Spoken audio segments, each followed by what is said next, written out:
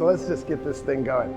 So the topic tonight was picked sort of quickly and randomly, where I just listed a bunch of topics, and my wife goes, well, it's an election year for the presidency. Why don't you talk about the presidency? And I went, oh, that is genius. Let's talk about the presidency. So then at that point, it no longer felt random. It felt like we had deliberately sat down and conjured up a really good topic. To do this, though, and some of you have figured this out about me by now, I want to start in the beginning. So the Earth is 4.6 billion years old. I'm kidding, that's too far back. Although, is it?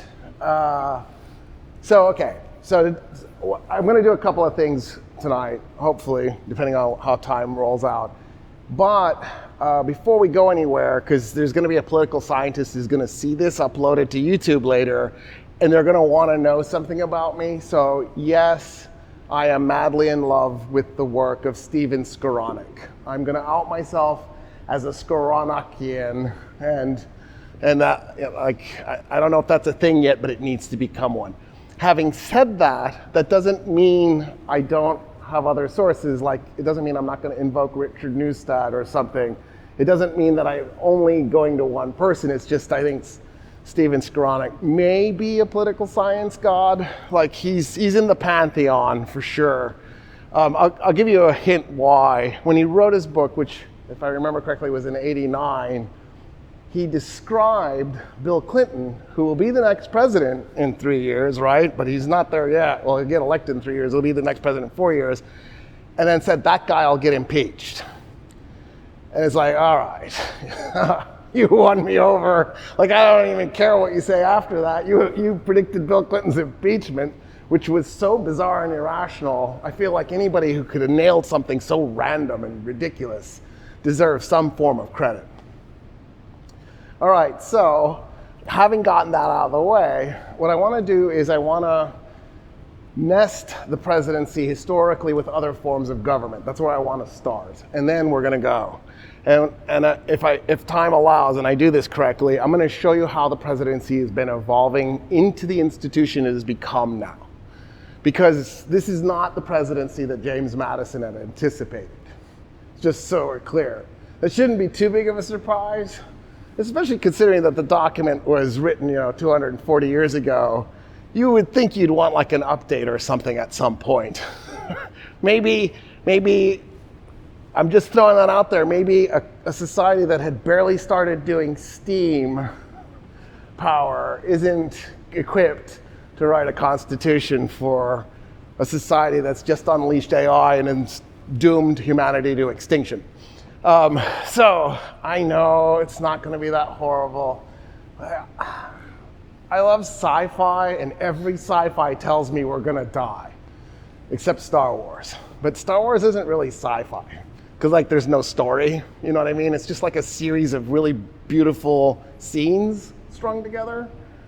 So it's kind of like, I don't know, sci-fi modeling. Cool costumes, silly robots, and it's a little dark sometimes. Rogue One is definitely the best sci-fi movie, and then after that, Solo, and then the other 9 are, which is sad. I mean, 3 are awful, but 6 are, All right, so, if I think the average American, if asked, where did we get the idea for the type of government we have, would say, well, we made it up, right? The story might go like this. I've said this story before, but I feel like it's a good one. James Madison climbs into the Appalachian Mountains. He confronts a burning bush. The burning bush begins to speak to him, and after a brief conversation, hands him 2 stone tablets. Madison decides to walk to Philadelphia, and on his way he stumbles, drops the stone tablets. They shatter on the ground, at which point he picks up the pieces and asks the guys in Philadelphia to do a stone tablet gluing convention, and that's what the Constitutional Convention was. It was right? I'm pretty sure some of you believe that, he was probably tripped by a dinosaur. since they coexisted with humans and the Earth is only 5,000 years old. The other story you might have is that there was a room filled with super brilliant geniuses who created a brand new form of government out of the ether, and that was because they were geniuses. And also, you probably were taught that we invented the car, we invented glasses. You were probably also taught that we invented rockets, and the Wright brothers were the first to fly, and it turns out like, literally all of those things are wrong. It's so sad. Here's what happened. Here's what actually happened. We had a government under the English, and then later the British, that looked shockingly like the government we ended up with. But at the time of the Revolution, it didn't. In other words, the English had a government like the government we have now. They got rid of it, and then we did the Revolution and went, no, we're going to do that other one, not the one you currently have.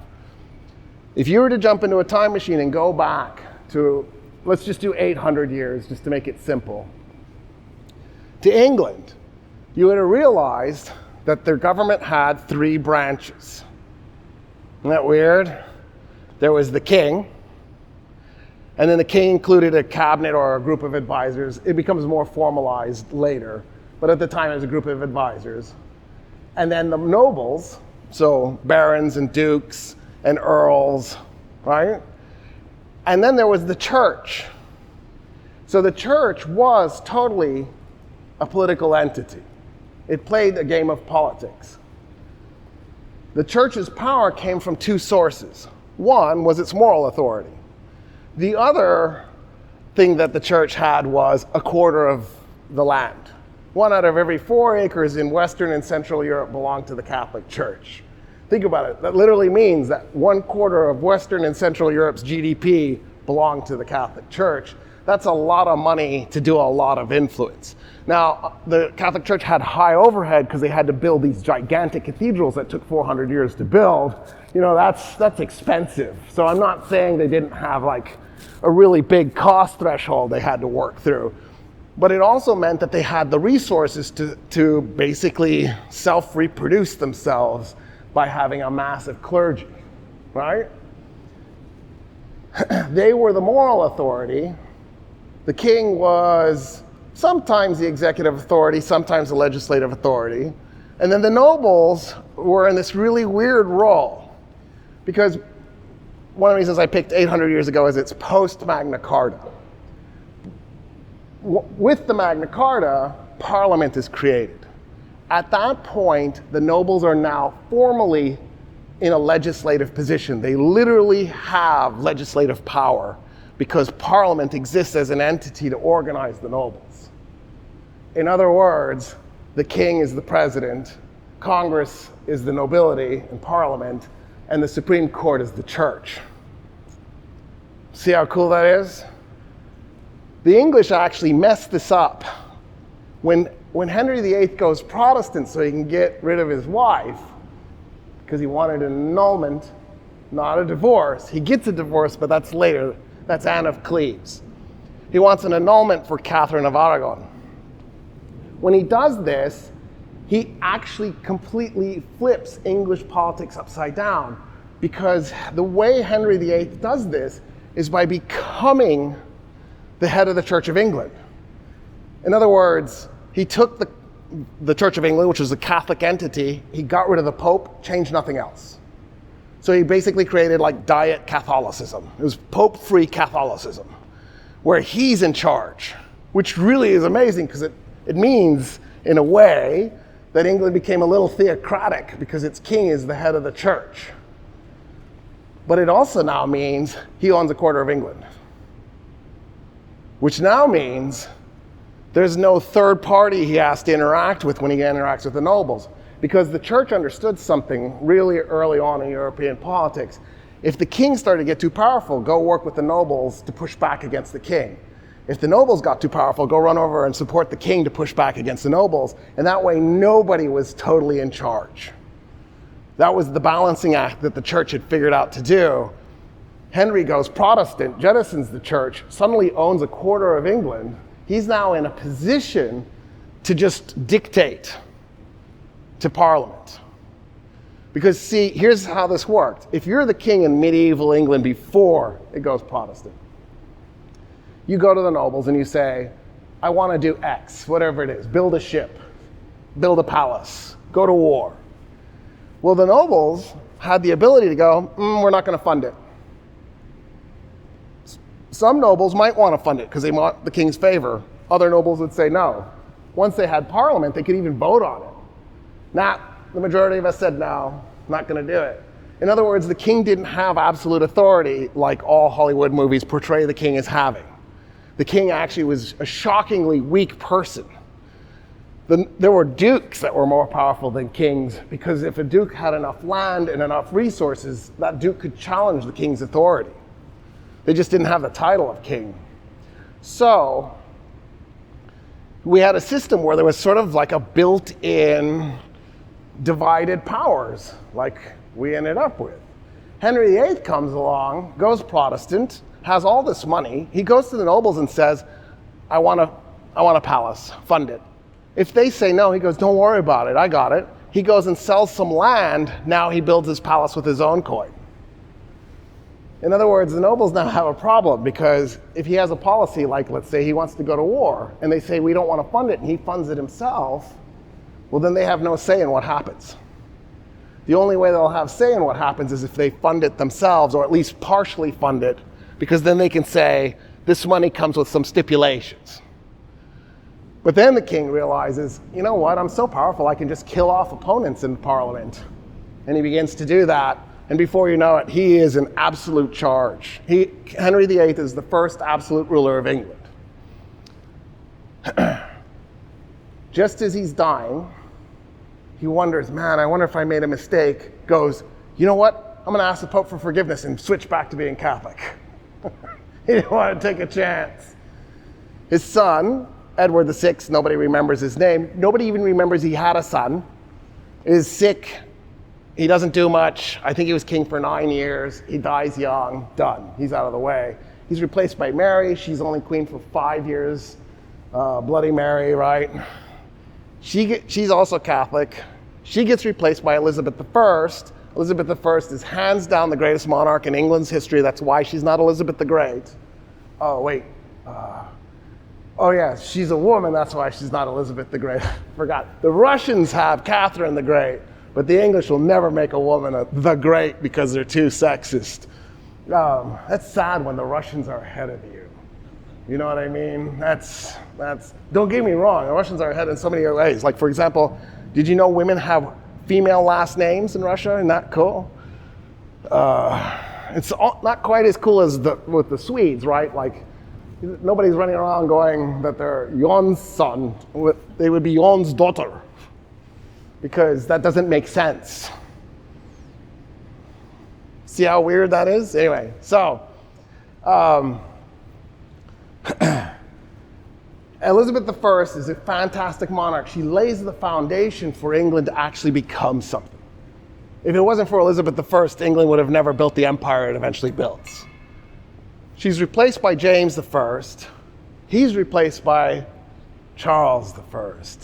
Charles I is a mess. He's such a catastrophic mess. I'm surprised the English didn't retire the name Charles. He's such a mess. He triggers a civil war. He's defeated in the Civil War because Parliament brings out an army and defeats him. They arrest him, try him, convict him, cut off his head.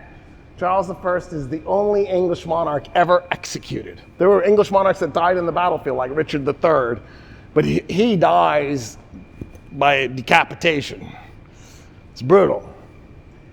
That then ends up in a situation where Parliament is just in charge. And in that situation, England became a republic, because that's the definition of a republic. They call themselves a commonwealth, but they were a republic.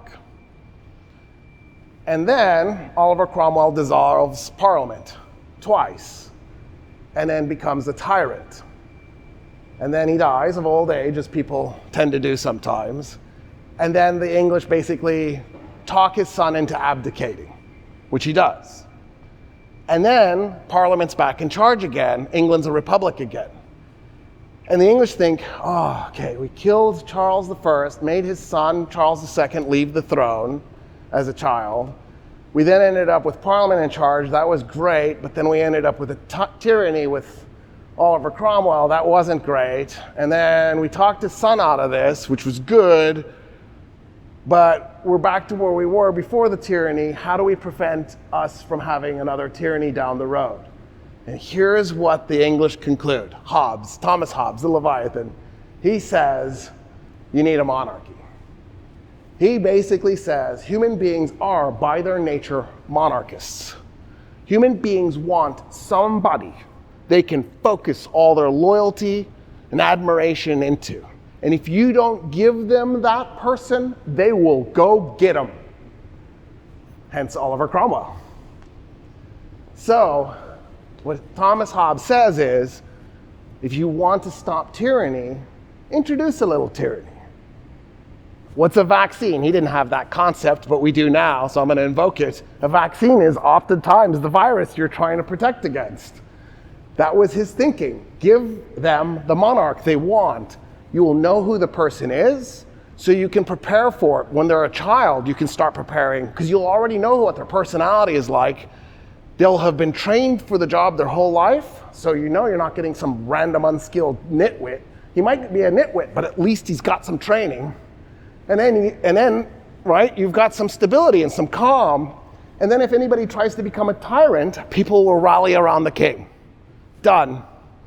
The tyrant will be defeated. So the English go to Charles II and they go, hey, we hear you're unemployed. And he's like, yeah, because you got rid of my throne. And they go, well, we hope you're not too bitter about that. You want to come back and be king again? And he goes, sure. And they go, wait. We want you to be limited in your power. We want Parliament to stay in charge, but you'll have a lot of authority. We're not making you a figurehead, but you're not in charge. It's going to be us. And he's like, sure. Turned out Charles II was, a little, how shall we say, mentally unstable. That's the word. His mom decided to raise him as Catholic, so he's Catholic, which is awkward, right? The English are trying to kill all the Catholics, and now they have a Catholic king. It's so weird. It would have been like if the United States had elected a Muslim in like 2008 or something. Anyway, so awkward. Oh yeah, we just slaughtered a bunch of Muslims. Not that all Muslims are bad. I mean, your dad must have been a nice guy and all. I have to throw the stat out there just because it's so shocking. So the latest report on refugees is we're at 120 million now on the planet, the highest ever. So we've exceeded the post-World War II numbers. And that's after we ethnically cleansed whole parts of Eastern Europe. Mostly of Germans, but there were other ethnicities that got a little zapped too in the process. In part because the Germans were doing it too. And then they got it done to them. Because right, two wrongs makes a right? I'm pretty sure that's right. I know that two Roys, I recently had an experience where I was with another Roy, definitely makes a right. So that's for sure. Roys get excited when we meet Roys. We get, oh my God, there's another one. It's so weird. 120 million, half of them are Arab. Arabs are 6% of the world's population. So, well done. That's what you call representing. It's brutal. All right, so I derailed myself with that. So Charles is a little crazy. Poor guy. He's a little unhinged. He's Catholic. He's the Catholic ruler of a Protestant country hell-bent on killing as many Catholics as possible. So those cabinet meetings are always a little awkward. He's married to a Portuguese wife. His queen is Portuguese. I shouldn't have to say this. She was crazy too. And the reason I shouldn't have to say it is I just said she was Portuguese. You know what I mean? But I know some of you don't know that about the Portuguese. So I'm going to get a lot of hate on that one. But it's because I love the Portuguese, especially because they don't know how to pronounce letters. It's wrong. So they spend most of their time completely naked in the palace, running in circles, in the palace that Henry VIII built. They're just zoom, zoom, zoom, zoom, right? And everybody's watching him going, what the heck? And then he dies. Charles II, fortunately, doesn't live too long. He's not king for very long. His brother, James II, takes over. James II is also Catholic, but he did right by the English and had only daughters. So the thinking is, we'll wait until he dies and then we'll find a nice, young, strapping Protestant lad and we'll marry him off to one of James's daughters, instant Protestant king. Just add water, really, at that point. And James II messes this up and has a son in 1687. So they realize, 3 Catholic kings in a row, this is not acceptable. We can't allow this. So it takes them a couple of years to figure it out, but they do the Glorious Revolution in 1689. It was neither glorious nor a revolution. It was a coup d'etat. It was a shameless coup d'etat to punish the guy for having a son.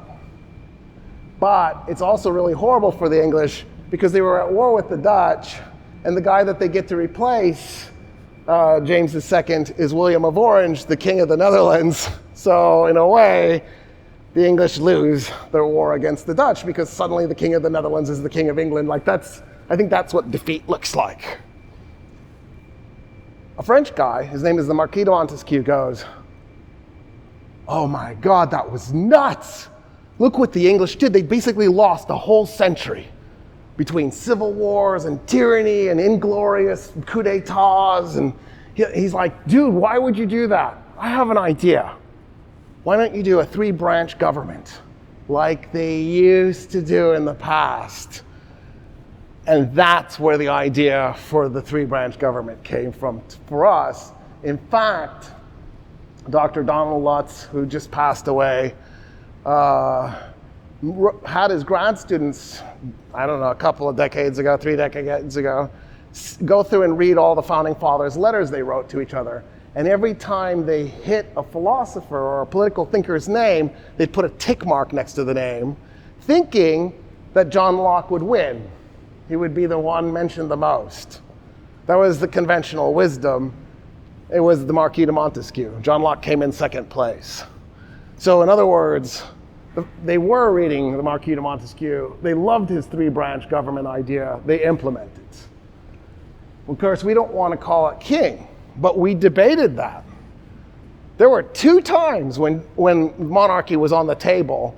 One, right as the revolution was ending. The army went to George Washington and said, we're ready to support you to be our first king. He said, Ben Franklin is writing a constitution. Let's see if that works. If it does, I don't want to be king. If it doesn't work, come back to me. We'll talk about it.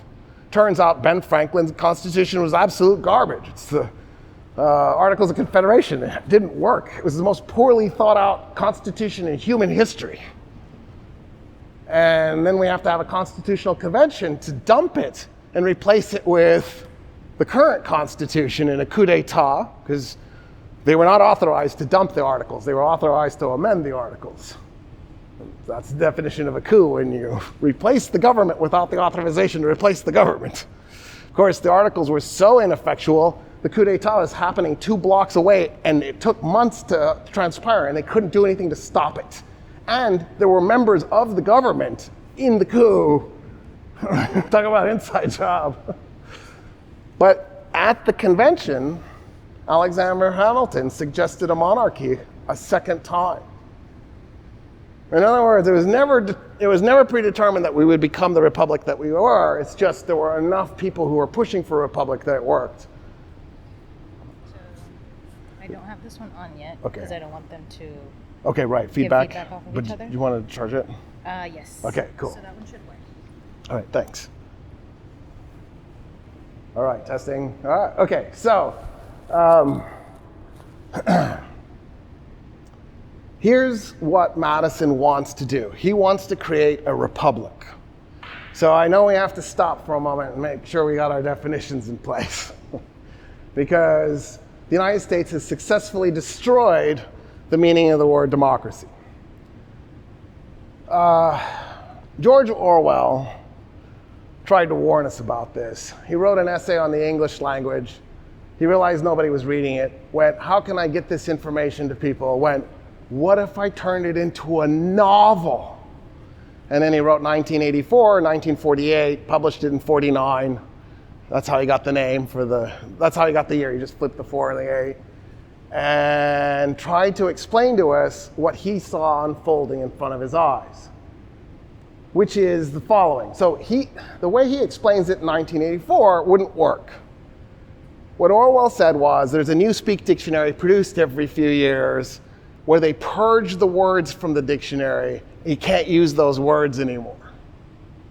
When you think about it, that can't be done, right? Because for you to know what words you can't use, you will have had to have memorized the previous dictionary. Then you'll have to memorize the new dictionary and then be able to hold in your head which words were missing. I don't think there are enough people in the world smart enough to do that for this to be an effective anything. So Orwell's method in the book doesn't make sense. It's like in Lord of the Flies when they're trying to use Piggy's glasses to light a fire. It's the wrong lens, right? It's that. But you're reading and you're okay with it because it doesn't matter if it works or not. That's not what the story is about. The story is about the destruction of the English language in this particular case, but it's just language in general. Here's how we did it. We did Orwell's nightmare. If you look, every year the Oxford English Dictionary adds new words. We didn't do it by deleting words. We did something way more brilliant. We introduced the thesaurus to the schools. So you go, I'm going to look up, and you look up a word, whatever it is, and there are 5 words there. And you go, oh wow, there are 6 words that mean the exact same thing. I can just make my poem rhyme by picking one of these other words. The reason why we have those words is because they don't mean the same thing. The reason you have words is so that you can have accuracy, or at least accuracy. Like maybe your goal was precision. See what I did there? But you're never going to get precision, so accuracy is good enough. See what I did there? And then what happens is over time, you begin to lose the original meaning and a new meaning is replaced. A word stands for a concept. If I can get you to do this with 6 words, I've just gotten rid of 5 concepts. That's happened to the word democracy. One of my favorite words that it's happened to is decimate. They were decimated. Oh, you mean 1 out of every 10 was killed? No, they were annihilated. Oh no, annihilated is a different word. Decimate means to kill 1 out of every 10. 1, 2, 3, 4, 5, 6, 8, 9. Oh, I'm so sorry. It's horrible. If a Roman legion didn't do what it was supposed to, they'd line them up and they'd count to 10 and then kill that legionnaire. So they would decimate the legion and then reissue the order they didn't follow the first time. And if they still didn't do it, they could redecimate the legion. Now, you do it enough times, you're going to shrink the size of the legion. But just to do it once is just to kill 1/10. It's not bad. It's not bad. It's not like annihilation. That's terrible. Who wants that? Isn't that cool? Another one that I love is hypothesis and theory. Like, I can't tell you how many times I've heard people go, evolution is just a theory. Global warming is just a theory. So a theory is the next best thing we have to a proven fact. Hypothesis is what they probably meant. It's an untested idea.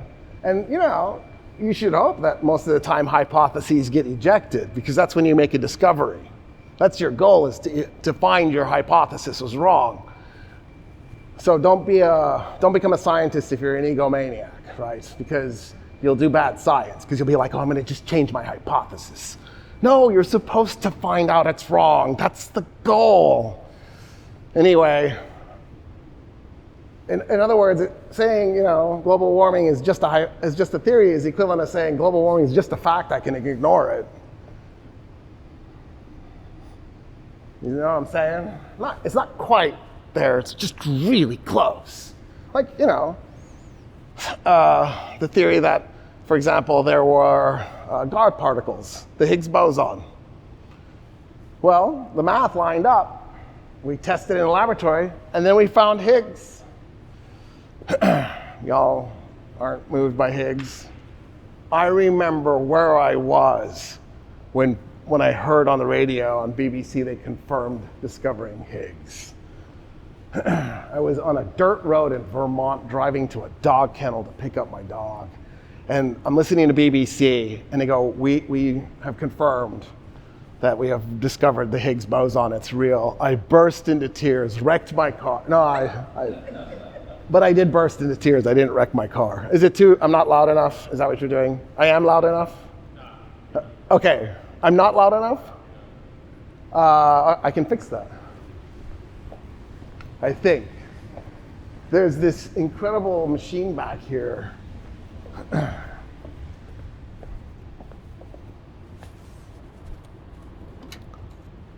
Hello? Is that better? Yes.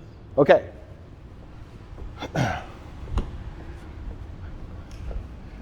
I don't know why we have that machine back there. It is so unbelievably complicated. I think like a PhD wouldn't be enough to operate it. I think it's something you would put in a TV studio and you were shooting like soap operas or something. Like, I don't think we need it in this room. You know what we need in this room is soundproofing on the wall. Like, instead of spending $10 million for that machine, we could have probably spent like, I don't know, $2,000 for a little bit of soundproofing, and it got a long way. I don't know how we ended up with it, but we did. So, here, let me do it this way. Let me just tell you what the definition for monarchy, republic, and democracy are, and then you can see why we lost the concept and how it's actually kind of painful. So monarchy is one person's in charge. Now, it doesn't literally need to be one person. It could be 20 people. In other words, there could be a monarch, and the monarch has a cabinet, and the cabinet has delegated authority to the cabinet members, and there are cabinet members making individual choices without constantly going back to the monarch and getting their approval. But nonetheless, there's essentially one person in charge, right? Everything revolves around that one. That person could even give all their authority to the cabinet, and they could just become like the supervisor. But because the buck stops with that one individual, there's really just one person in charge. In a aristocracy or a republic, they're actually synonymous, which is fun. We do the denotation, denotatively they're synonymous. Connotatively, we think that aristocracies are hereditary and republics are elected. But there's nothing in the definition of those two words. That's like the one time there's two words that have the same meaning. You could totally have an electoral aristocracy, or you could call your system a hereditary republic. The most serene Republic of Venice was hardly an electoral republic, right? Just because you're a republic doesn't mean there were free and fair elections. So, in a republic or an aristocracy, the word aristocracy, aristos, means excellent. So it's supposed to be ruled by the excellent. The idea is you would find the few, it needs to be the few too. Few, excellent, and of course they were Greeks, so men. They had no belief that women should rule, and whenever a woman did in the neighborhood, they went to war with them. You would have a few excellent men, and they would rule in the name of the people. That was the idea behind aristocracy. Democracy, and there haven't been all that many. They're pretty rare. Democracy doesn't have elections. You can tell if you're in a democracy. If you have elections, you're not. Because in an electoral republic, you're electing the people who are going to make the decisions in your name. But in a democracy, the voting citizens make the decisions directly all the time. So like, I'll hear people say direct democracy. That's redundant. That was brought to you by the Department of Redundancy Department. You don't need to say direct. It's like family feud. Feud already means a fight between families. You don't need to say family. So redundant. The family fight family. Like, I don't understand why you had to say that extra family. Not necessary. In a democracy, the people will vote on whether or not to fix the potholes directly, the voting citizens. They'll vote on whether or not to build a wall, whether or not to invade their neighbor, whether or not to sign a treaty for trade with somebody. In a republic, you elect, or they're hereditary, a group of people who make the decisions in your name. So think about it. It's a representative form of government. It's not the public, it's the republic. You're not present, you're represented. Isn't that cool? So you have representatives in your absence being present for you. And the language even spells it out. There's no confusion about any of this. So, for the record, Athens was psychotically misogynistic. Like, the Athenians actually believed that women were deformed men. They believed that if a man's health wasn't good, and he maybe had been drinking a little too much or whatever, and then he goes and impregnates a woman, you're going to produce a female baby because she'll be deformed. Like this, that's a level of, oh my God, hatred that's hard for me to wrap my mind around. And so in Athenian society, women were not allowed to have any form of public presence unless they were prostitutes or priestesses. Prostitutes, for obvious reasons, you need to be able to advertise your wares. And then the priestesses, this is ironic, Athens was named after the goddess Athena. So they boxed themselves into a corner. Of course, they had to have the high priestess of Athena had to be a woman. It would have been weird otherwise. And then, of course, the Oracle of Delphi, right? So there were so many women that had these religious positions. If you were not a prostitute or a priestess, you were not allowed to be seen in public without covering your face and your hair. You were supposed to cover your face and hair when you went out of the house. You could go to fetch water, and on certain religious occasions, you could leave the house. You were supposed to be confined to the house. Women were supposed to be private, men were supposed to be public. That's how the Athenians set this up. So women in Athens had no voting rights, even if they were citizens. There was no mechanism for a woman to be able to vote, in part because you had to complete military service, and women weren't allowed in the military.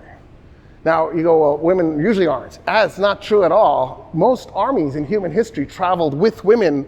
Many armies had women combatants. The Persian Empire, for example, fielded an all-woman archery division. The Arabs in the original conquest, there were women combatants at the Battle of Yarmouk. Right? It is actually weird that there's absolutely no role for women in combat for the Athenians. In part because you want the numbers, but just because there might have been some really talented warriors, you don't want to cut that out. You want to make sure you tap into all that. Not everybody needs to make babies. Some people can die at 18 on the battlefield. It's okay. So, women were so not allowed to have public life, you weren't allowed to say a woman's name out loud in public. Because it was like invoking her into the public sphere. So you would say, oh, my wife, or the mother of my child. That's how you could get around it. Isn't that cool? Oh, the good old days. I love reminiscing too. They had slavery. They had human sacrifice. You want me to say it again? They had human sacrifice.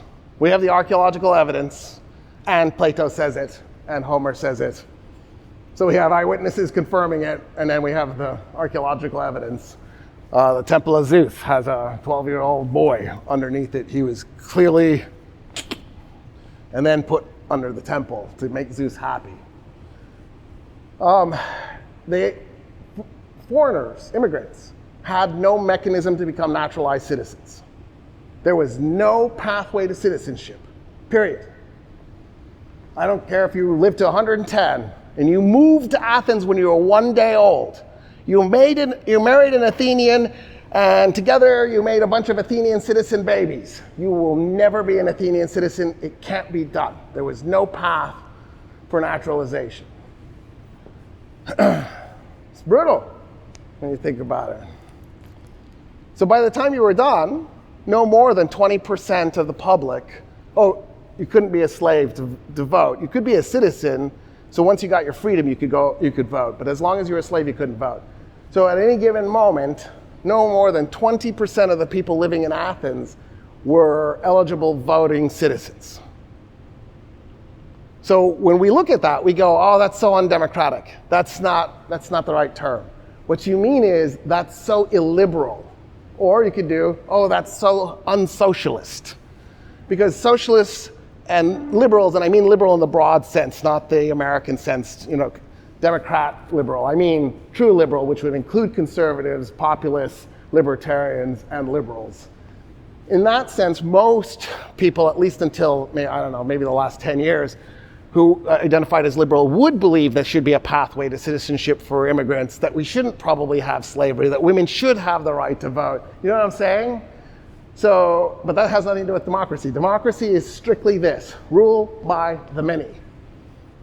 Demos means many. Democracy is literally rule by the many. In the United States, our Congress is 535 members. We also elect a vice president and a president on the same ticket. So we elect 537 people. There are 340 million of us. So in your mind, write 340 million, make sure you get all the zeros, put a line over it, and then put 537 on top of that. If we were Athens, and we had slavery, and we didn't have any pathway for immigrants to become citizens, right? And women couldn't vote, it's still 20%. So put the 340 again, 340 million, put the line over the top, it would be 68 million. That's what many looks like. 537 is what few looks like. That's how far we are from a democracy. It's not even, we're talking orders of magnitude separate from a democracy. By the way, there was no freedom of religion in Athens. There was no freedom of speech. They were still a democracy. They were just an illiberal democracy. All right, we good? Okay, so Madison wanted to make a republic. That was his goal. But a republic is ruled by the few, not ruled by the one. So he built it into the Constitution. What he did was, he made Article 1 be about the legislature, about Congress. Article 2 is about the presidency. When you write your Constitution, the most important piece comes first. Also, you're going to want to flesh out the most important piece. So if you look at it just in terms of words, there's about twice as many words for Congress than there are for the presidency, and there's like 3 times as many words or 4 times as many words for the presidency as there is for the judiciary. The judiciary is 2 really small paragraphs that say almost nothing. It's actually like, wow, you made this too vague, I think. In other words, Madison's goal was to create a republic where the president would serve as part of the republic, but not the guy in total charge. It would be Congress that was in charge. Because think about it. The presidency is the monarchy. Congress is the republic. Also, the Supreme Court is part of the monarchy as well, right? Because there's absolutely nothing democratic in any way, shape, or form about having a Supreme Court. You're just having some random arbitrary body come in and make legislative decisions for you, which, by the way, is nowhere in the Constitution. What happened was Chief Justice Marshall in Marbury versus Madison, 1803, stole the ability to determine the constitutionality of a law out of the ether. He stole it from the states. The states had that authority. And once he did, there was nothing anybody could do to stop it.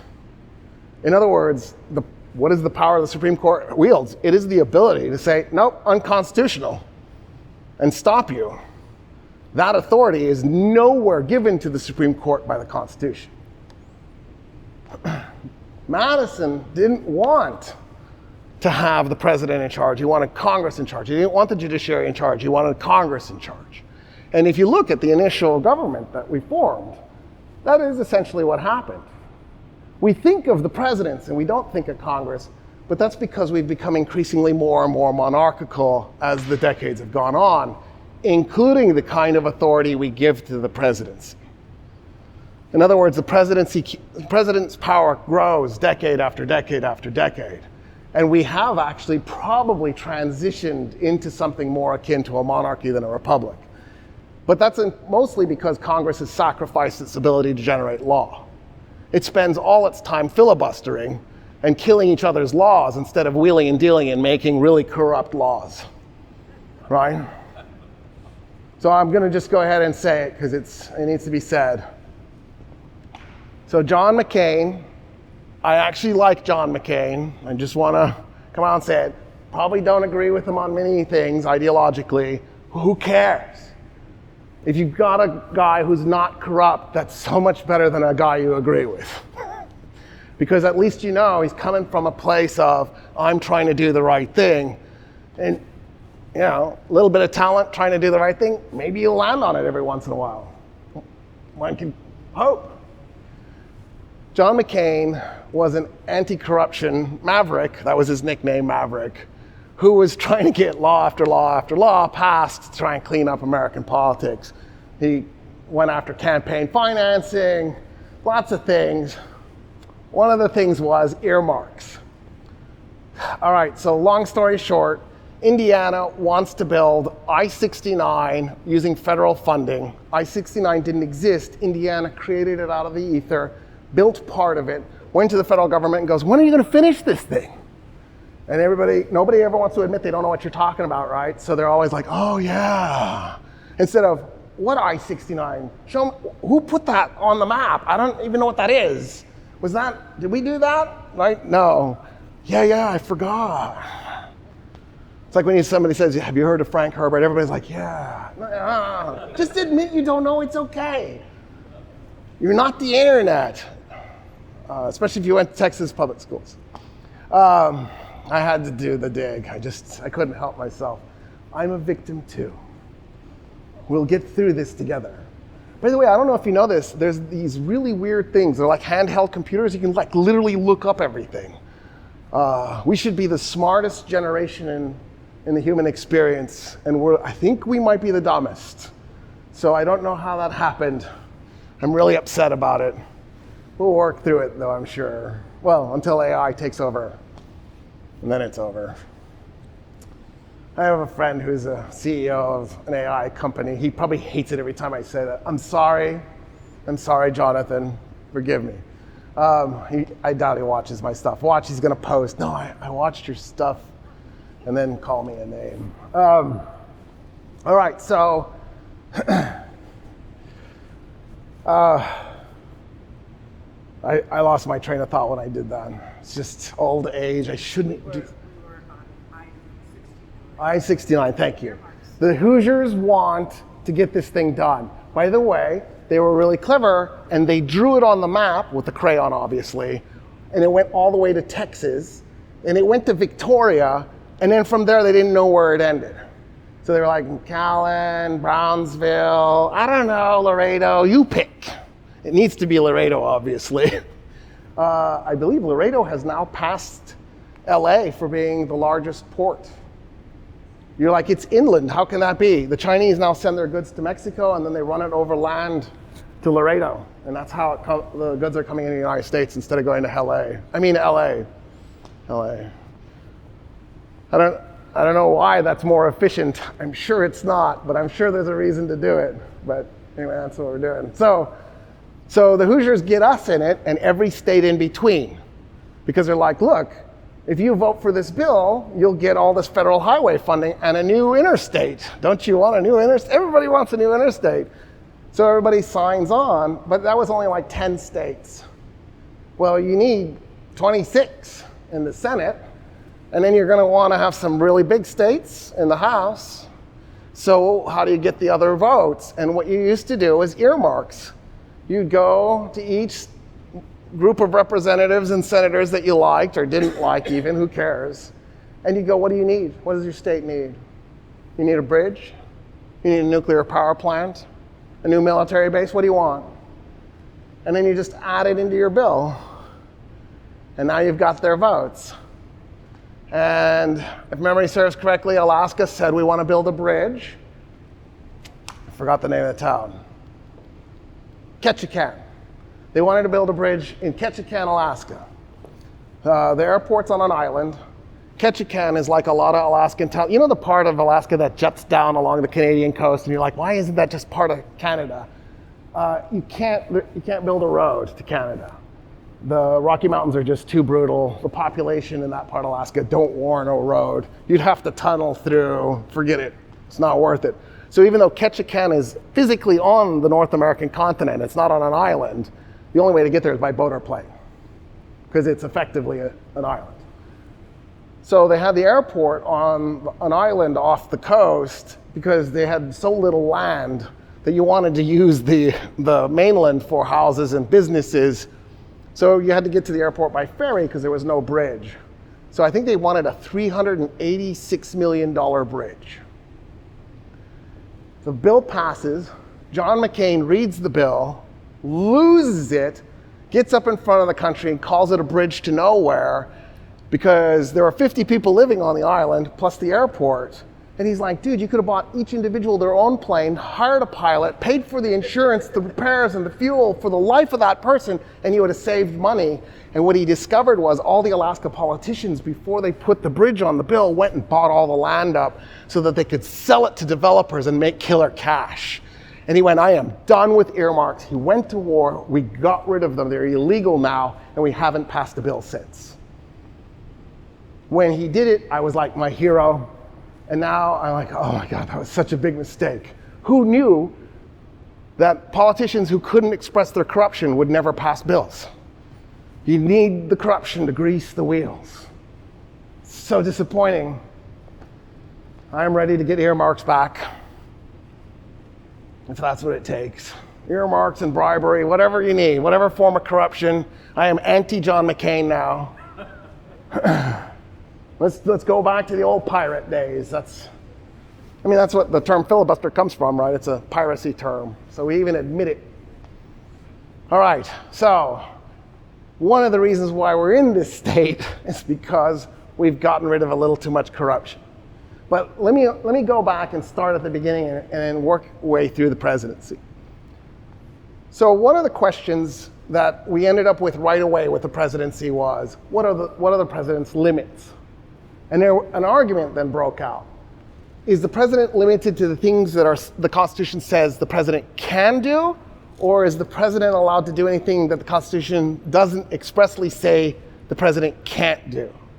And so that actually becomes a little bit of a conversation, and it blows up when Jefferson buys the Louisiana Purchase, because it was unclear if he could do that. Also, it blew up when Jefferson refused to appoint the midnight appointments. In other words, Jefferson does a series of things that cause a lot of chaos and confusion. For the most part, those early presidents were relatively weak, especially when compared to the presidents that we have today. James K. Polk, the 11th president, comes along. He gets a bunch of bills passed. Before that, Andrew Jackson gets a lot of the stuff he wants done, including genocide and ethnic cleansing. He's the guy who initiates the Trail of Tears. He only gets 4 of the 5 nations he was after. His vice president becomes the next president, Martin Van Buren. He's the one who gets the Cherokee. The Cherokee were so life lesson time. Okay, so some of you think that what drives American racism is that you're different culturally and economically. I need to dissuade you from that. It's your skin color. Just don't get confused. Here, there was another group way before you who thought the same thing you think. And all you had to do was assimilate yourself economically and culturally and you'd be fine. They were the 5 civilized Indians: the Seminole, the Choctaw, the Chickasaw, the Cherokee, and the Muskogee. They thought if they could whiteify themselves in every way other than their skin color, that we would be okay with them. So they went on a campaign to learn capitalism and implement it. They had lumber mills, gold mines, plantations where they grew tobacco and cotton, slaves. They put Africans, there were Native Americans with African slaves on those plantations. They integrated themselves to the extent to which they could. The Cherokee decided to write their language They had a printing press. They were making newspapers written in their language.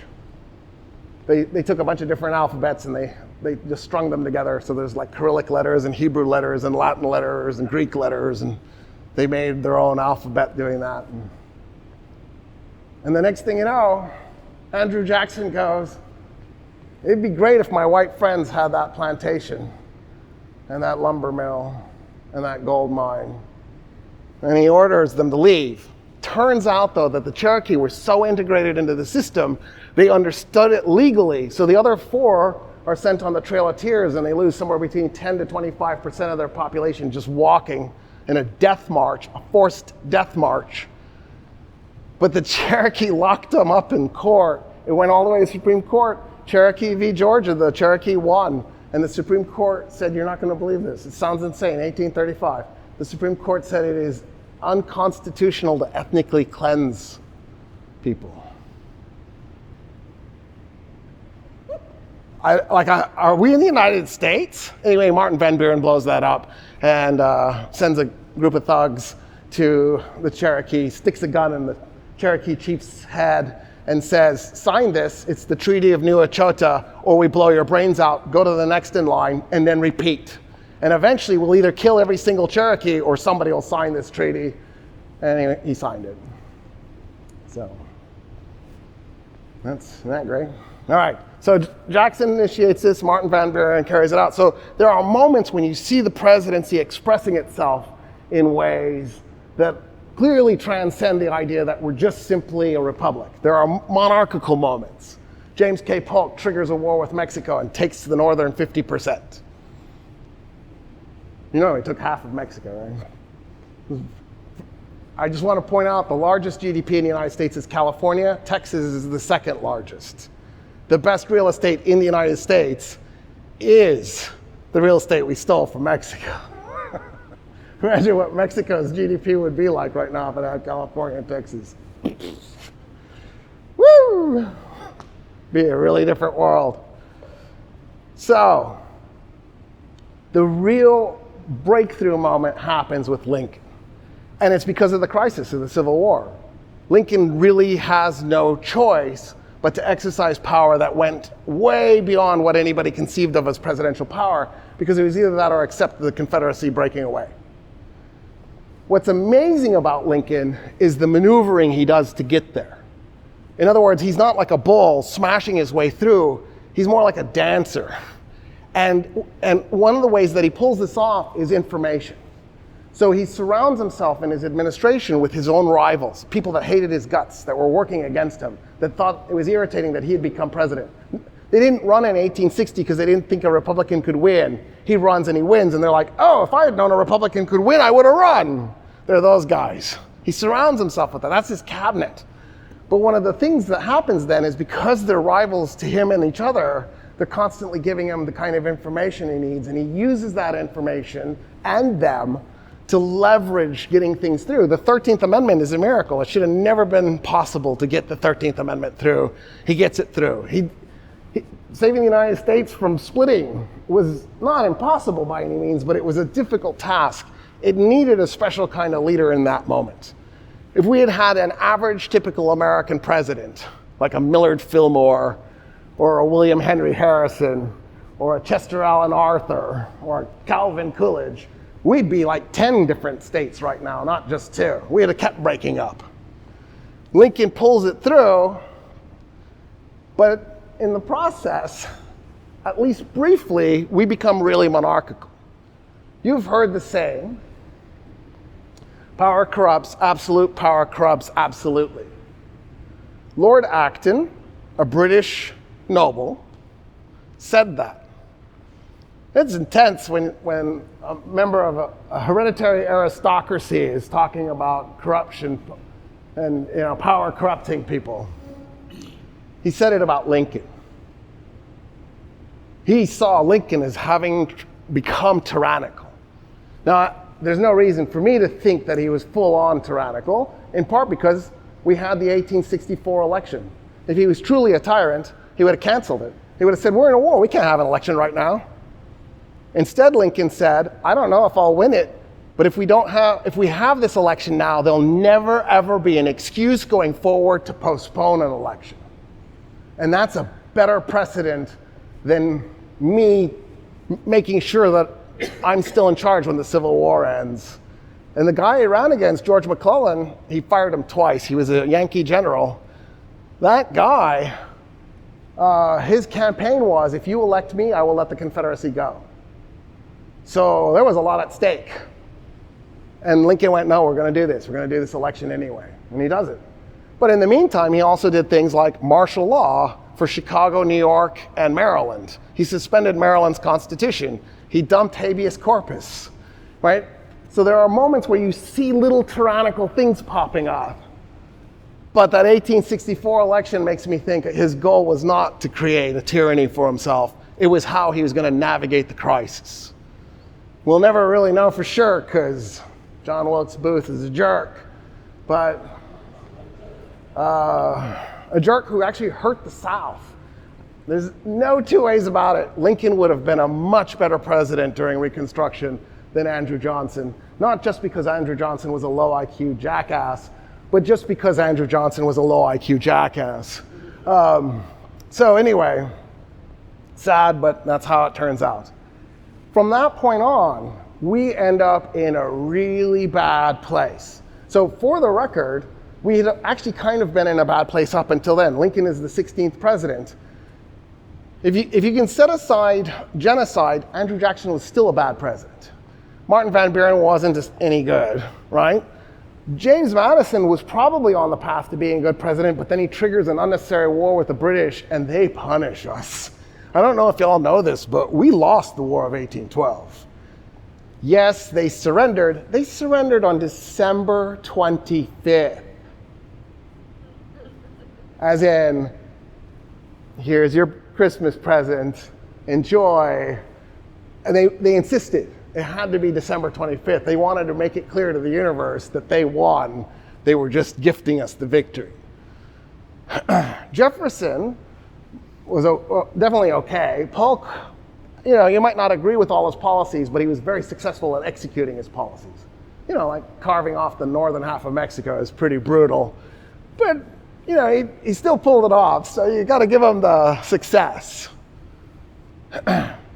Other than that, most of the presidents were... George Washington is complicated. George Washington did a bunch of nothing. But actually, when you think about it, that was perfect. Because it allowed us to just sort of get into a pattern and stabilize. Had we had a person who was too flamboyant and tried to pull off too many things, it would have been dangerous. That was a difficult moment, those first 8 years. So he was probably the right guy for the moment. So his talent was lack of talent. That was perfect. John Adams was, of course, a basket case. It was a disaster. John Quincy Adams wasn't even elected. He's our first president that wasn't even elected. We've had a few since. It's terrible. So in other words, we were off to a bad start. Millard Fillmore, even the name makes you want to hate him. What is that? Just Millard. Come here, Millard. So we were in trouble up until that moment. We get Lincoln, and then we're back into trouble land. Johnson's a disaster. He's replaced by Grant. So Grant as a general was amazing.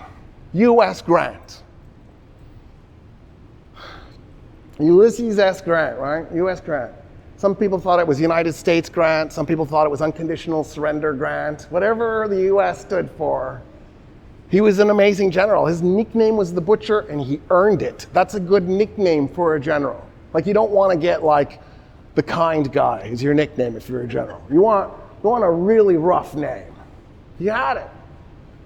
The way the Army figured out how to make him a good general was they noticed in the first couple of battles he was drunk. His wife and son came to visit. He stopped drinking. So his staff went to the wife and son and said, "We will give you the most deluxe, amazing tent in human history. Just a beautiful, big tent. We will cook. We will clean. We will darn your socks. We will tutor your son. Please don't leave us. Just stay with the Army until this war is over." And the wife went, "Fine." And that's how they kept Grant sober. He didn't drink after that. He's just sober the whole time, ruthlessly slaughtering the Confederacy. It was just perfect. But as a civilian, he was a mess. Even his wife couldn't keep him from drinking. He needed the adrenaline of combat. By the way, he hated the sight of blood, just to bring it home. One time he saw a guy whipping a mule. He had the guy whipped. He said, "I will not see that kind of cruelty." And you're like,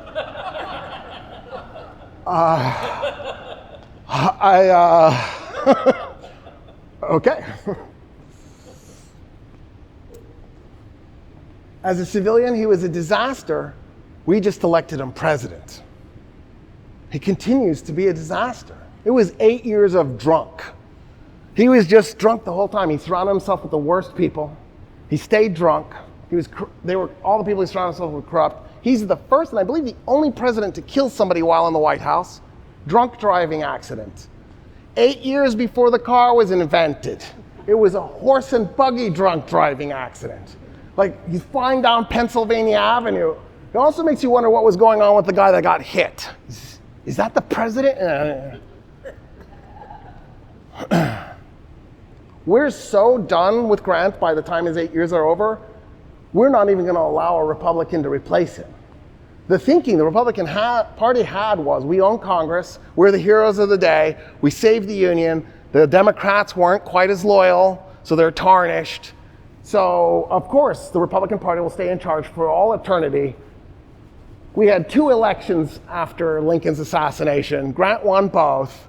And the third election, a Democrat named Tilden wins. So the only way the Republicans can recover from that is cheat. So that's what they did. When you send your electors for your state, right, the party that won the state should send the electors. The Republicans from Louisiana, South Carolina, and Florida also sent their electors. That's not a crisis. Lock the door and keep them out. They're not supposed to be there. The Democrats won those 3 states. But the Republicans who own Congress don't want Tilden to win. They want Rutherford B. Hayes, the Republican, to win. So what do? They pretend there's a crisis when there isn't one.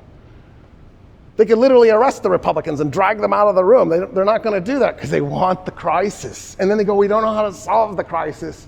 Hayes solves the crisis by going to the Democratic delegates and makes a deal with them that he will make sure Reconstruction ends so that the South can begin Jim Crow if the delegates from those 3 states, those Democrats, just go home, so that all that's left are the Republicans. And that's how he wins the election, by 1 electoral college delegate. So they cheat in the most egregious way. It's not the first cheating election, but it's definitely the biggest cheat election that we've had. And then they continue to produce lackluster. Chester Alan Arthur, James Garfield. So don't get me wrong, Garfield was brilliant, so we shot him to death. So that's that. We don't usually like brilliant. We try to shoot them. Sometimes we shoot idiots. We've killed 5 of our presidents. We poisoned 1 and shot 4 to death. And then we've shot a bunch of other ones, like we shot Reagan, we shot Theodore Roosevelt. We shot at Gerald Ford 3 times. Like, who wants to kill that guy? He's like a teddy bear. He didn't do anything. He didn't even want to be president. He wanted to be Speaker of the House. He never was. He was just stuck being president. He was like, I just want to be Speaker. Then people are shooting at him in Times Square. Ducking. He's the first president that was photographed while in a bathing suit in a swimming pool. So it was bad, because the journalists are over him, looking down. It was just bad photo op. He's also, I believe, the first president to be filmed falling out of an airplane, but not wearing a parachute. He was going down the stairs, but without the bottom of his feet on the stairs. It was like his back on the stairs. And if you're the camera person, like, oh, look, a plane is landing. Nope, they just followed him down. Look, the president's going down the stairs the wrong way. I feel like that was mean. So we get into this zone where we have one corrupt, uninteresting, incompetent president after another. They're all party hacks. They've all worked their way up through the party machinery. And then something weird happens.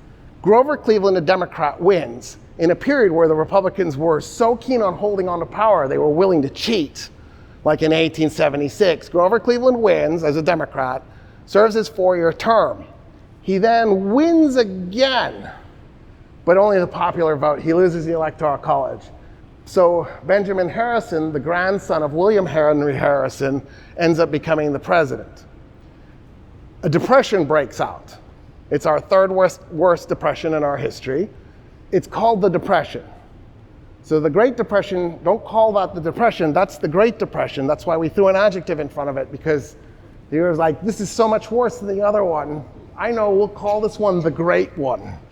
I would have thought like the awful, the miserable, the much worse. Sometimes I wonder about the adjective choices that we throw at things, you know. So the Depression breaks out in 1890. The economy's tanking, people are losing their jobs, they're miserable. A coalition forms of liberals, socialists, and evangelical Christians, and they vote for Grover Cleveland, and they give him a second term. He's the only president to have a sandwich, right? He did a Benjamin Harrison sandwich. So as a kid, I've always been obsessed with politics and history. I was in 4th grade, and I decided I was going to memorize the presidents. Reagan was president, so I've aged myself, now you know. So he was number 40, and I knew he was number 40 because everybody kept saying number 40, like it was a magical number. Like, who cares it's number 40? 42 is a magical number. Everybody knows 42 is a better number. And then you realize it's Clinton, and you're like, oh. Why couldn't it have been like Roosevelt? Which one? I don't care. Just pick one. So I thought, okay, 40, perfect. I'll memorize it in either 4 groups of 10 or 10 groups of 4. So I counted it out, and then I got 39 presidents. And I counted it like 6 times, got 39 each time, went to my teacher, showed her. She's like, there must be something wrong with your book, because I had a book that had all the presidents in it. And I'm like, how could there be something wrong? Did somebody get forgotten? And she didn't know. And I said, I dumped it. I decided not to do it because it was just too irritating. And then later I realized Grover Cleveland gets counted twice because of the sandwich, the Benjamin Harrison. Only I knew. Anyway, the reason Grover Cleveland matters is because Grover Cleveland makes a really important decision. The reason the voters voted for Grover Cleveland is they were done with the Republican Party again. They were done in 1876. They're done again here in 1892. 16 years later, they've decided we really want these guys gone, in part because of the Depression. And so he ran on a ticket where he promised things. So for example, we were going to switch the dollar to silver backing instead of gold backing. The thinking was it would allow for more currency to be in circulation, and people thought that would ease some of the suffering that the Depression had caused. Once he got into office, he immediately refused to do any of his campaign promises. And instead of going after the Republican Party and dumping them from power and replacing them with his Democrats, he did everything he could to uphold and keep the Republicans in place, even though he was a Democrat. And so in this really weird twist, he betrays his voters, he betrays his party. He's replaced by William McKinley. McKinley has it in his mind that McKinley is going to do something amazing and unusual. If you look at the first 7 presidents, there were 5 Southerners, 2 Yankees. The 5 Southerners each got a second term. So the first 7 presidents, you were likely going to get 2 terms. They all served 8 years, the 5 Southerners. The 2 Yankees were each 1-term presidents, and one of them was never even elected. So that was, of course, John Quincy Adams. John Quincy Adams came in 2nd place on popular vote and electoral college delegates, right? So, you're thinking, oh, he means like Trump. No, Trump still got 1st place in electoral college delegates, even though he came in 2nd for popular vote. John Quincy Adams came in 2nd for both. What happened was Jackson didn't win a majority. This was not the first election that nobody had won a majority, but the people that were backing John Quincy Adams were the people who didn't want commoners in politics. Andrew Jackson wasn't a true commoner. He was rich, but he was seen as a commoner. He wore a trench coat. He carried pistols on a holster on his hips. Like he cussed. He was looked at as a commoner. He didn't do the curly wig with the pink ponytail, the pink ribbon ponytail. He didn't wear knickers. He wore pants. He wore boots instead of those fancy shoes. He was seen as a commoner. So the elites basically invoked the fact that the Constitution says you have to win a majority of electoral college delegates, and they then took it to the House, and then they rigged the election to make it so that John Quincy Adams would be the president in the House. And that's how he became president. So really, when you think about it, out of the first 7 presidents, only 6 of them were legitimately elected, and the 2 Yankees didn't get second terms. After that, so after Jackson, nobody got a second term. Well, almost nobody. 3 people got a second term after Jackson, right? Lincoln, but then he gets shot to death 1 month into his second term, so that's not a good role model. You don't want to go that way.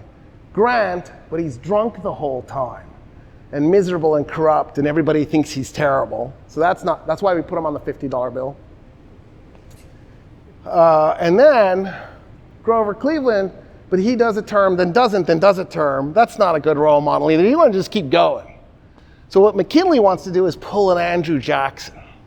He wants to do 2 good, solid terms back to back with genocide. I know you're thinking, including the genocide? Yes, Filipinos.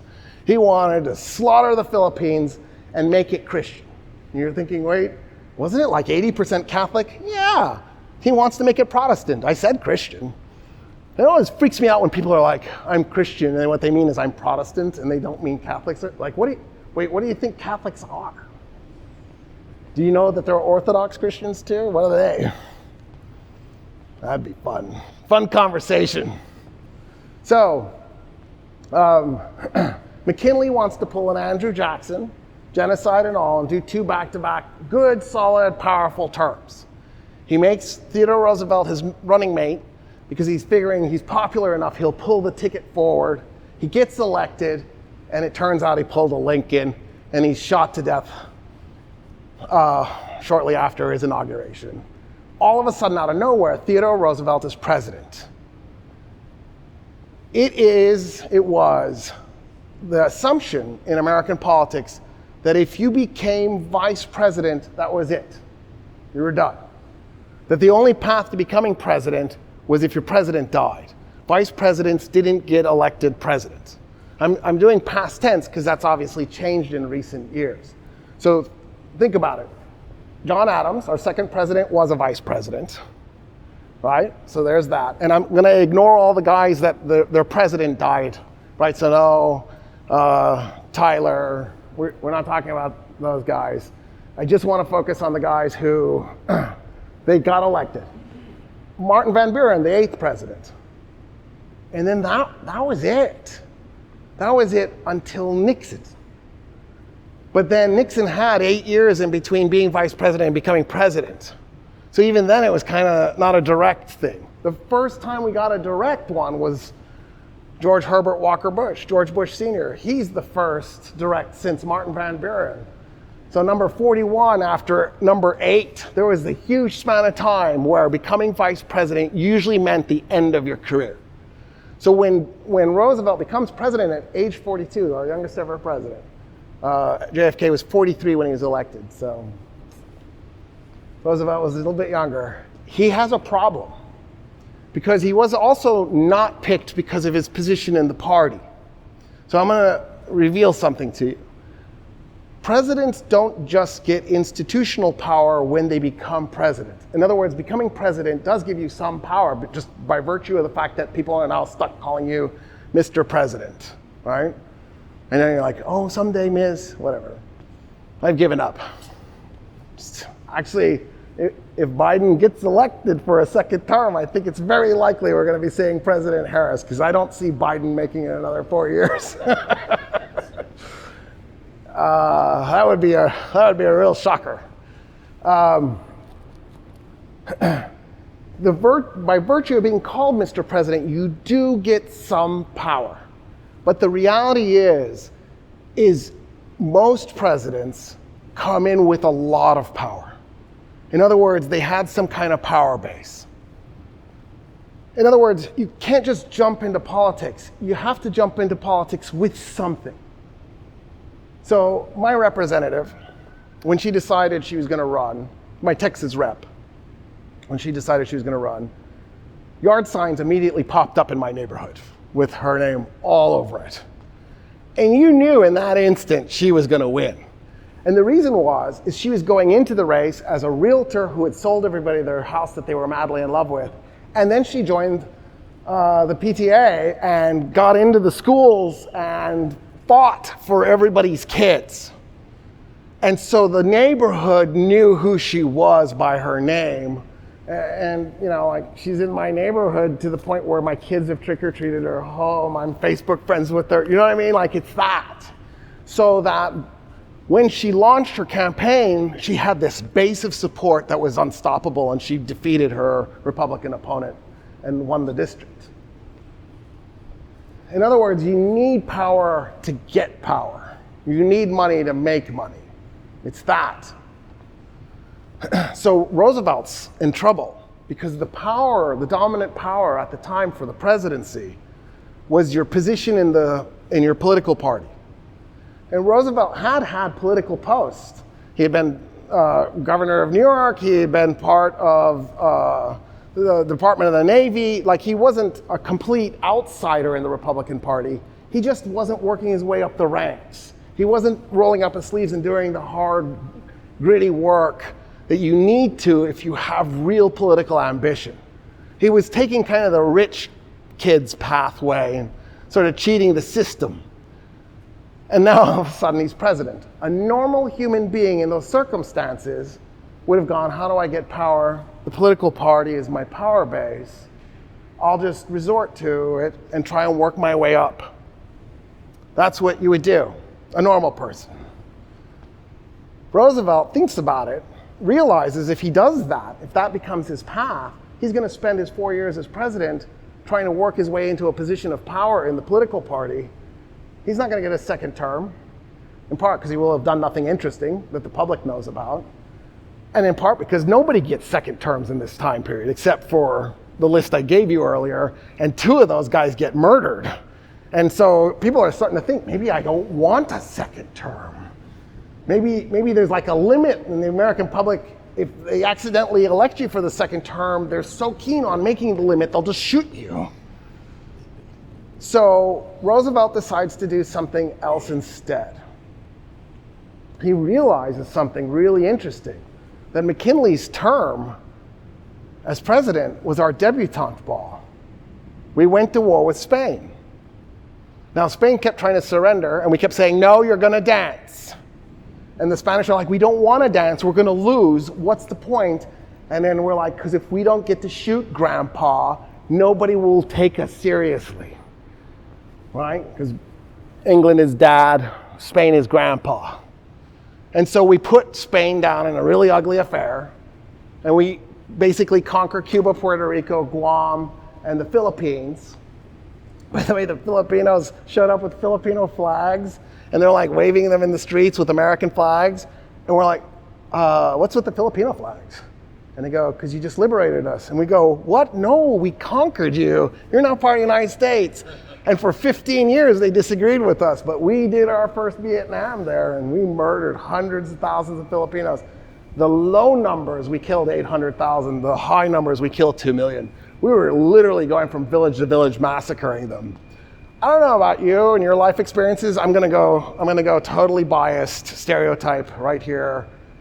I have never met a group of people kinder than Filipinos. Like, I can't imagine wanting to genocide Filipinos. Now, part of it is that when I was a kid, Arnie Cruz was a friend of mine. He was Filipino, and I am biased. I'm admitting it, but it's just weird to me. Anyway, that's what we did. We butchered them and made them submit, and they did eventually. So it was like the Vietnam we won. So that's cool. And then we needed them in World War II, so we said, all right, look, if you'll help us, we promise we'll let you vote on your fate after World War II. And weird, they voted for independence, so weird. Don't worry, we've plundered the Philippines. They were a rich colony when we conquered them. When we let them go, they were very poor. So in case you were worried, like, did we let that one get away? No, of course not. We're good at this. We're not noobs. We did it to ourselves first, and then we did it to the rest of the world. It's like our thing. Masters. So Roosevelt realizes something. He can generate prestige from foreign affairs. He can leverage the big production events. He can make himself into a public figure every time the United States wins on the foreign stage. And once he realizes this, he realizes he can leverage the American public against the Republican Party. And then he doesn't need to be part of the Republican apparatus. He can go his own way. And he begins to get one international relations victory after the other. He stacks them up. He eventually wins the Nobel Peace Prize. Like, he really does some crazy stuff. He gets shot. An assassin walks up to him, shoots him, not point blank, but really close. It just so happened that Roosevelt had his speech in his vest pocket folded up. So when the bullet is going through the speech, it slows down just enough. It got lodged in his ribs. And so at that point, his aides are running up to take him to go to the hospital. And he goes, no, these people came here to hear a speech. They're going to hear it. He pulls out the speech and he reads the speech off to them. Who does that? And then he does something really strange. So for the record, full disclosure, 8 of the 15 years we're genociding the Filipinos, that's Roosevelt. So I don't want you going, oh my God, he's my hero. But that doesn't mean he didn't do some cool, heroic things in between genocide. One of the things that he does that's mind-blowing is he goes after the big corporations. He goes after Standard Oil. He destroys it. He chops it up into 7 little corporations. Rockefeller hated his guts. He goes after the meatpacking industry. You name it, he went after you if you were a big corporation. The Republican Party is the big corporation party. It was born that way. It was finance and corporate money attached to abolitionists. That was the idea. You'd get the numbers from the abolitionists and the money from the financiers and the corporate leaders, and you'd make a money party. And here's Roosevelt going after the money, and the Republican Party's like, what are you doing? That's our base. Why are you messing with this? And he's like, because they're breaking the law. The Sherman Antitrust Act, for example. They're in violation of the law. I'm the president. So he goes so rogue, he attacks his own party's base. And he gets away with it. And then he makes a terrible mistake. And he handpicks Taft to be his successor. Taft wins. He hates Taft's guts by the time the 4 years are over. So he decides to run against him as the Bull Moose Party candidate. His hope is to win a 3rd term, but he would have been happy if he could prevent Taft from getting a 2nd term. And Wilson gets 1st place, Roosevelt gets 2nd place, Taft comes in 3rd, and he takes Taft out. Wilson becomes president. Wilson has World War I to face. Wilson then uses the opportunity to shore up some of the powers of the presidency, but he doesn't have the ability to go all the way. And one of the things that you have to realize is Congress is one of the reasons why World War II happens. Wilson comes up with this genius idea to take pre-existing institutions that existed in Europe and turn them into a global organization to try to prevent another war. His goal is that World War I will be the last war. To do this, he thinks we should create an organization called the League of Nations. And so he manages to talk Europe into it. He talks Japan into it. He gets a bunch of countries to sign on board. A bunch of South American countries, Central American countries. He gets all these countries to go, yeah, that's a good idea. Japan. And then he goes to the United States Senate and goes, all right, sign this. Or I signed it, ratify this. And they go, no. Because the Republicans in the Senate didn't want a Democratic president to get a big success like that.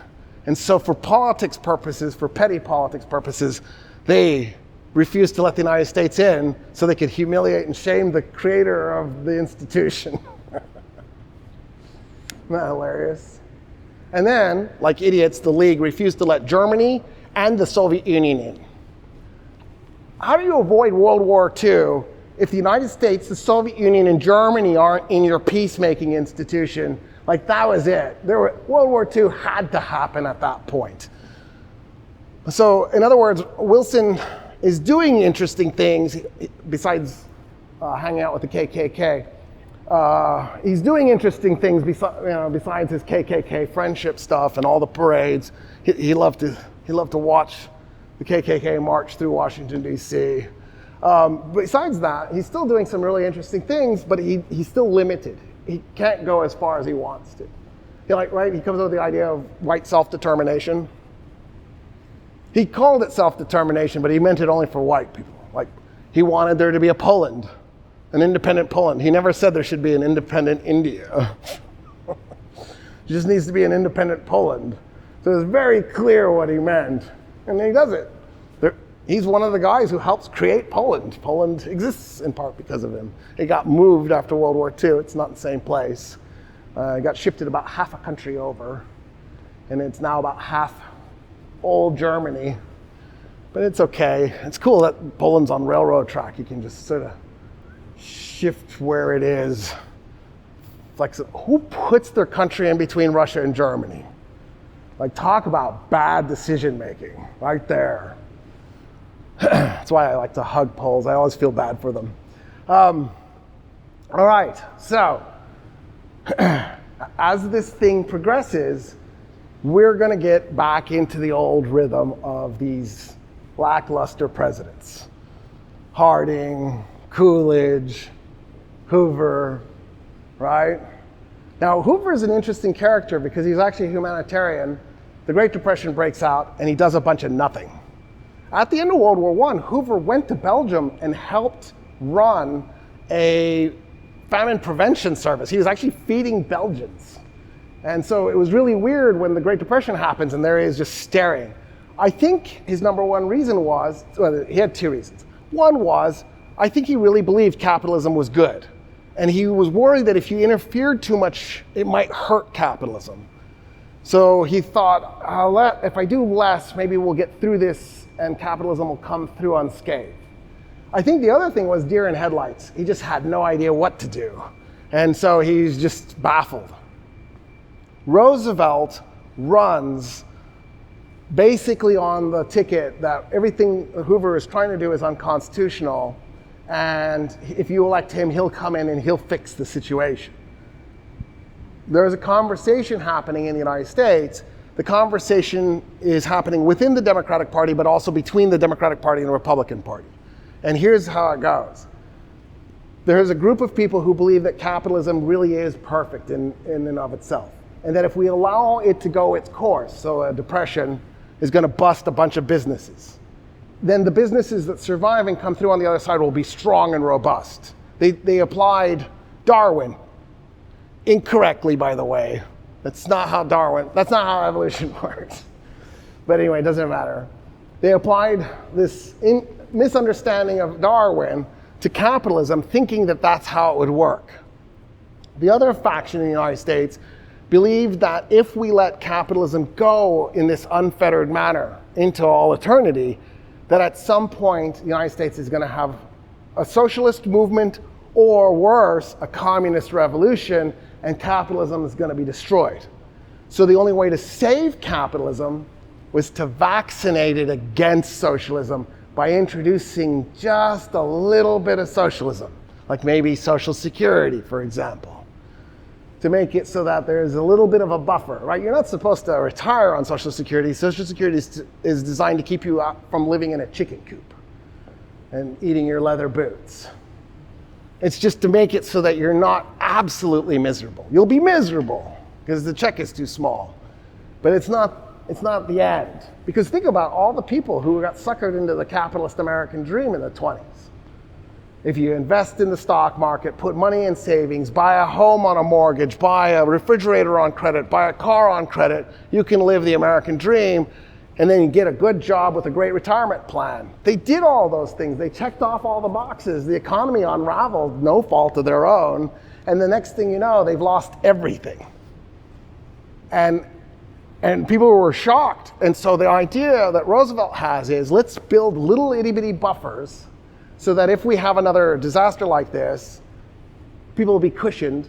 But better yet, let's not have another disaster like this. Let's regulate the hell out of the economy and make sure it doesn't happen again. And then what we'll do is we'll make it so that capitalism will be robust. In other words, if you're a socialist, Franklin Delano Roosevelt is like your worst enemy ever. You wanted Hoover to get a second term. So Roosevelt comes in, and remember I said he ran on the campaign that what Hoover was doing was unconstitutional? In Hoover's last year, so in 32, Hoover does start trying to do things. And some of it backfires on him. Like there's a famous scene where he gets together with a group of bankers. And he tells the bankers, this is the list of things I need you to do. And the bankers go, these are all great ideas. And he goes, okay, so you're going to do them? They go, nope. There's no way. And he goes, wait, but if you don't do them, the banking industry is going to collapse. We've already lost so many sectors of the economy. If we lose banking, I don't know how we recover. And they go, yeah, we're looking at the end of capitalism, the United States, the whole shebang. This is really bad. The financial industry is definitely dying. And he goes, so I've come up with a list of things that you could do right here, right now, and it would stop the collapse. And they go, yeah. Why don't you want to do them? And the bankers look at each other and they go, well, if I do it and he doesn't, he now has an unfair competition advantage. I'll go bankrupt, he'll survive. I would rather we all go down. I'm a capitalist. It's dog eat dog. Yeah, I'm eating that dog while he's eating me, and we're both going to die, but at least I know he died. And Hoover's like, what is wrong with you? No, agree to voluntarily do this. And they go, no, that's not how this is going to work. If you want to stop this, you need to go to Congress and pass a law and force us to do it, and have severe penalties like jail time, so that if we cheat, we know we're going to be hurt, and then we'll do it. And he goes, I can't. That violates my ideology. I want you to do it voluntarily. He's leaving the meeting with no resolution. He's wearing shiny shoes next to the bankers who are wearing shiny shoes, and the American public sees him as just another banker who didn't get results. And Roosevelt's banking on this, and then saying what he's trying to do is unconstitutional. He wins, he's inaugurated, he immediately tries to do everything Hoover had been doing. He packages it together, and he goes, this is the deal. He goes and tries to pass it, and the Supreme Court goes, unconstitutional, shoots it down. He then goes, I was reading the Constitution. It doesn't say anything about 9 justices in the Supreme Court. In fact, the original Supreme Court was just 7 justices. We added 2 later, on a whim.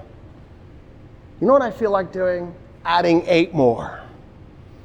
8 really good friends who all agree that I ought to pass a big, robust package to fix the economy. Everybody loses their minds, because this is a terrible precedent. Every time the Supreme Court shoots down something the president wants done, he's just going to stack the court. At that point, the court loses any value. And at some point, it'll be like 538,000 members. And it'll be this unwieldy, crazy institution with all these geriatric guys randomly choosing how we live. Right? And so, they block him, his own party, the Democrats and Republicans. He creates the New Deal, runs it through Congress, it passes, goes to the Supreme Court, and they magically find that one constitutional. And the reason that mattered was, do you see what he did? The threat was enough. He didn't actually have to stack the courts. Just suggesting he was going to was enough. So that's the difference between power and coercion. Coercive force is rarely from strength, it's usually from weakness. If you have to be coercive, it meant you were weak. In other words, if he had to stack the courts, he would have been doing it out of a position of weakness. Strength is where you want to come from. Usually you don't have to follow through with your threat when you're that. Anybody who's had kids knows that being a parent is just pure weakness. It's just nonstop. You'll never, right? It's your threat, and they know it's hollow, and then they just trample you under.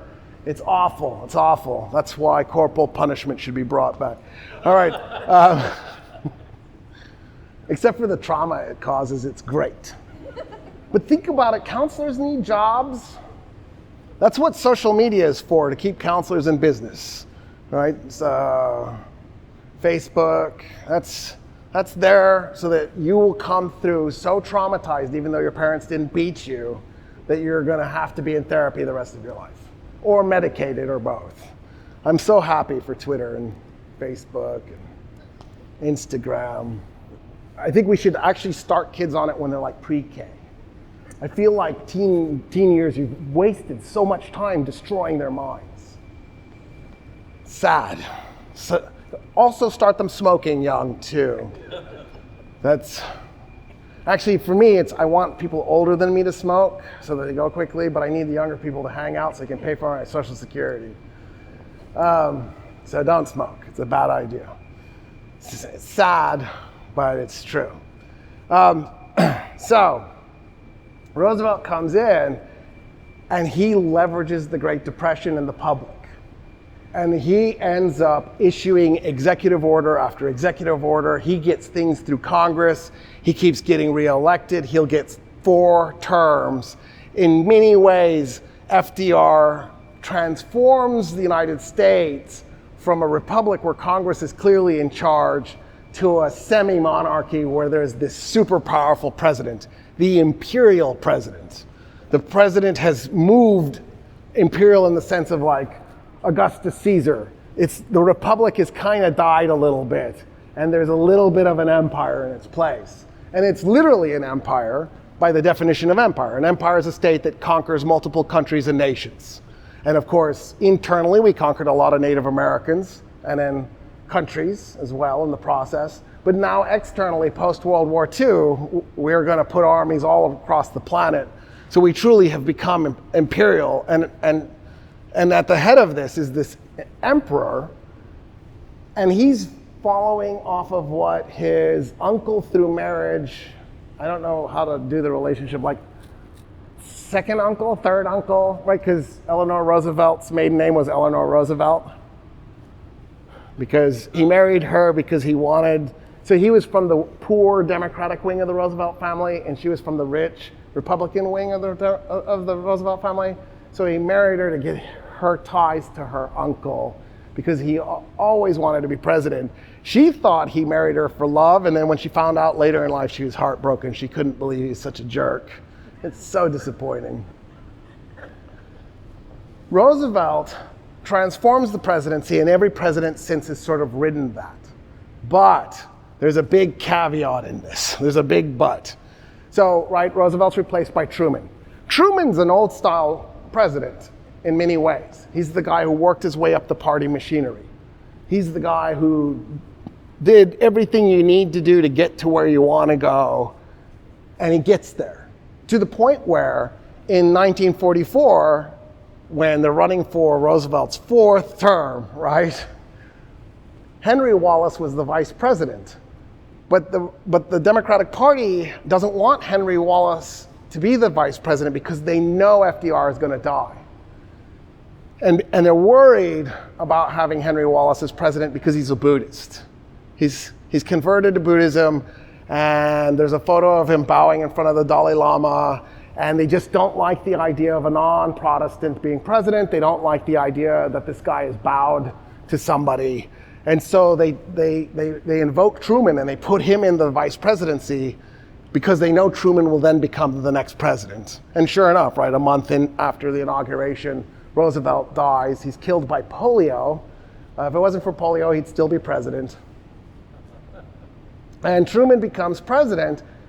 Truman is an interesting character because he's shaped like those old party hacks, but he doesn't behave like them. So I think the average American has a low opinion of Truman.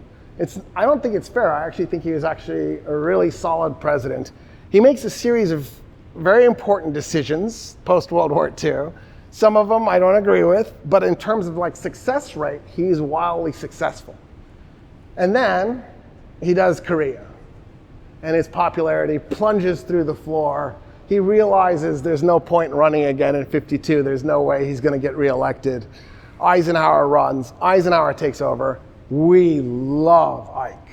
We didn't like Ike. We loved Ike. And in part because he was Supreme Allied Commander. He was the hero who got us through World War II. Now, that election in 52 is really fascinating because the Democratic Party and the Republican Party both tapped Eisenhower to be the candidate. They both came in and they said, we would like you to do this. And he went, oh, I don't know, am I a Republican or a Democrat?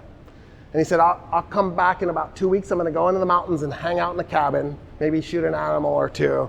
And when I get back, I'll tell you what party I am. And he came back and he said, I'm a Republican. And the Democratic Party is still actually weeping to this day. Like it's, oh, why couldn't he have been a Democrat? The reason that mattered was here was this guy who was so apolitical, he didn't even know what party he was a member of. He was offered the nomination by both parties. I think he picked Republican Party because he was worried that Douglas MacArthur would get the nomination if he didn't. If he went Democrat, MacArthur, who was a Republican, would run as a Republican. And I think Eisenhower desperately didn't want MacArthur to have a chance at winning the presidency. So if he became a Republican, he could block MacArthur. And so the reason why this matters is MacArthur was a full-on narcissist. He was the kind of guy that if he had become president, would have started to look for mechanisms to end our republic and to stop having elections. He had it in his mind that he would become shogun of Japan and emperor of the United States. And so I think Eisenhower went in there to block him. And then, of course, we were madly in love with Eisenhower's 8 years. He created what we thought of as a stable period, even though things were starting to percolate, like, for example, the Civil Rights Movement.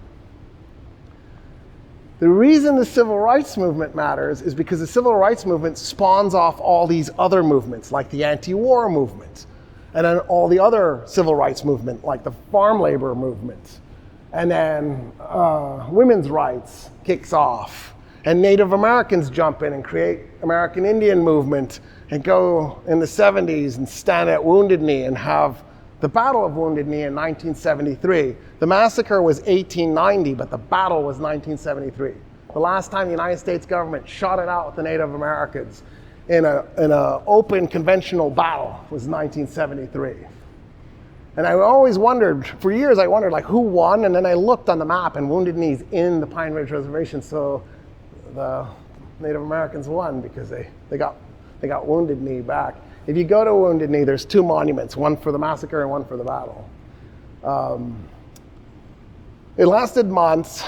The United States side fired 80,000 rounds of ammo, killed one guy, and then the Native American side, we don't know how many rounds. It's got to be at 10, 20,000 if the US is firing 80.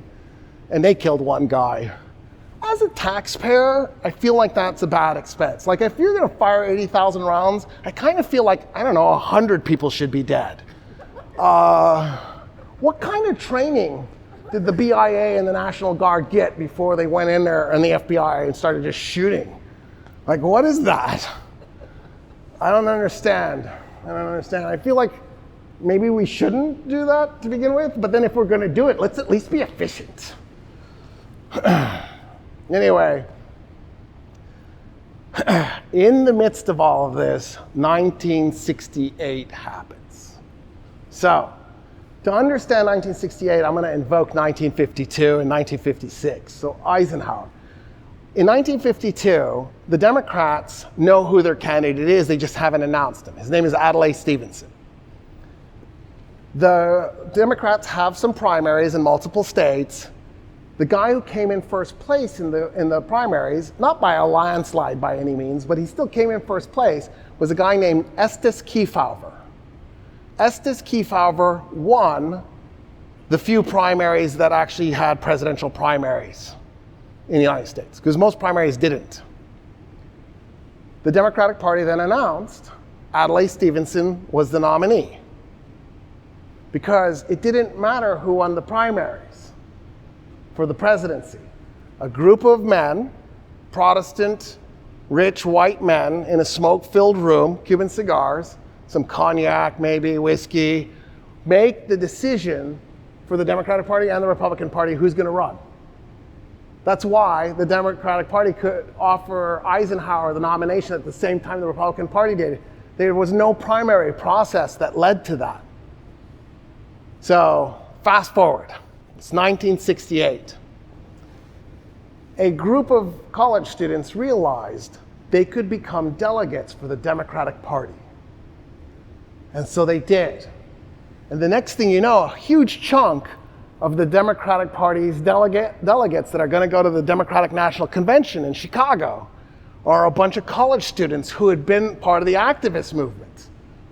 Some of them were members of the SDS, for example. Some of them were, into the civil rights movement. Next thing you know, there's all these kids. They look like kids because they're in their 20s, even if they're adults, walking into the DNC. Before we got to the DNC, Bobby Kennedy was winning. He gets to California on June 5th. He wins California. He's got the majority of Democratic Party convention delegates. So he's the guy who won the primaries. He's then shot to death inside the hotel. There are 3 Democratic candidates left. Hubert Horatio Humphrey, the vice president. Everybody hates his guts, partly because of his name. Then there's George McGovern and Eugene McCarthy. So, warning, I don't mean Tail Gunner Joe. This isn't Joseph McCarthy.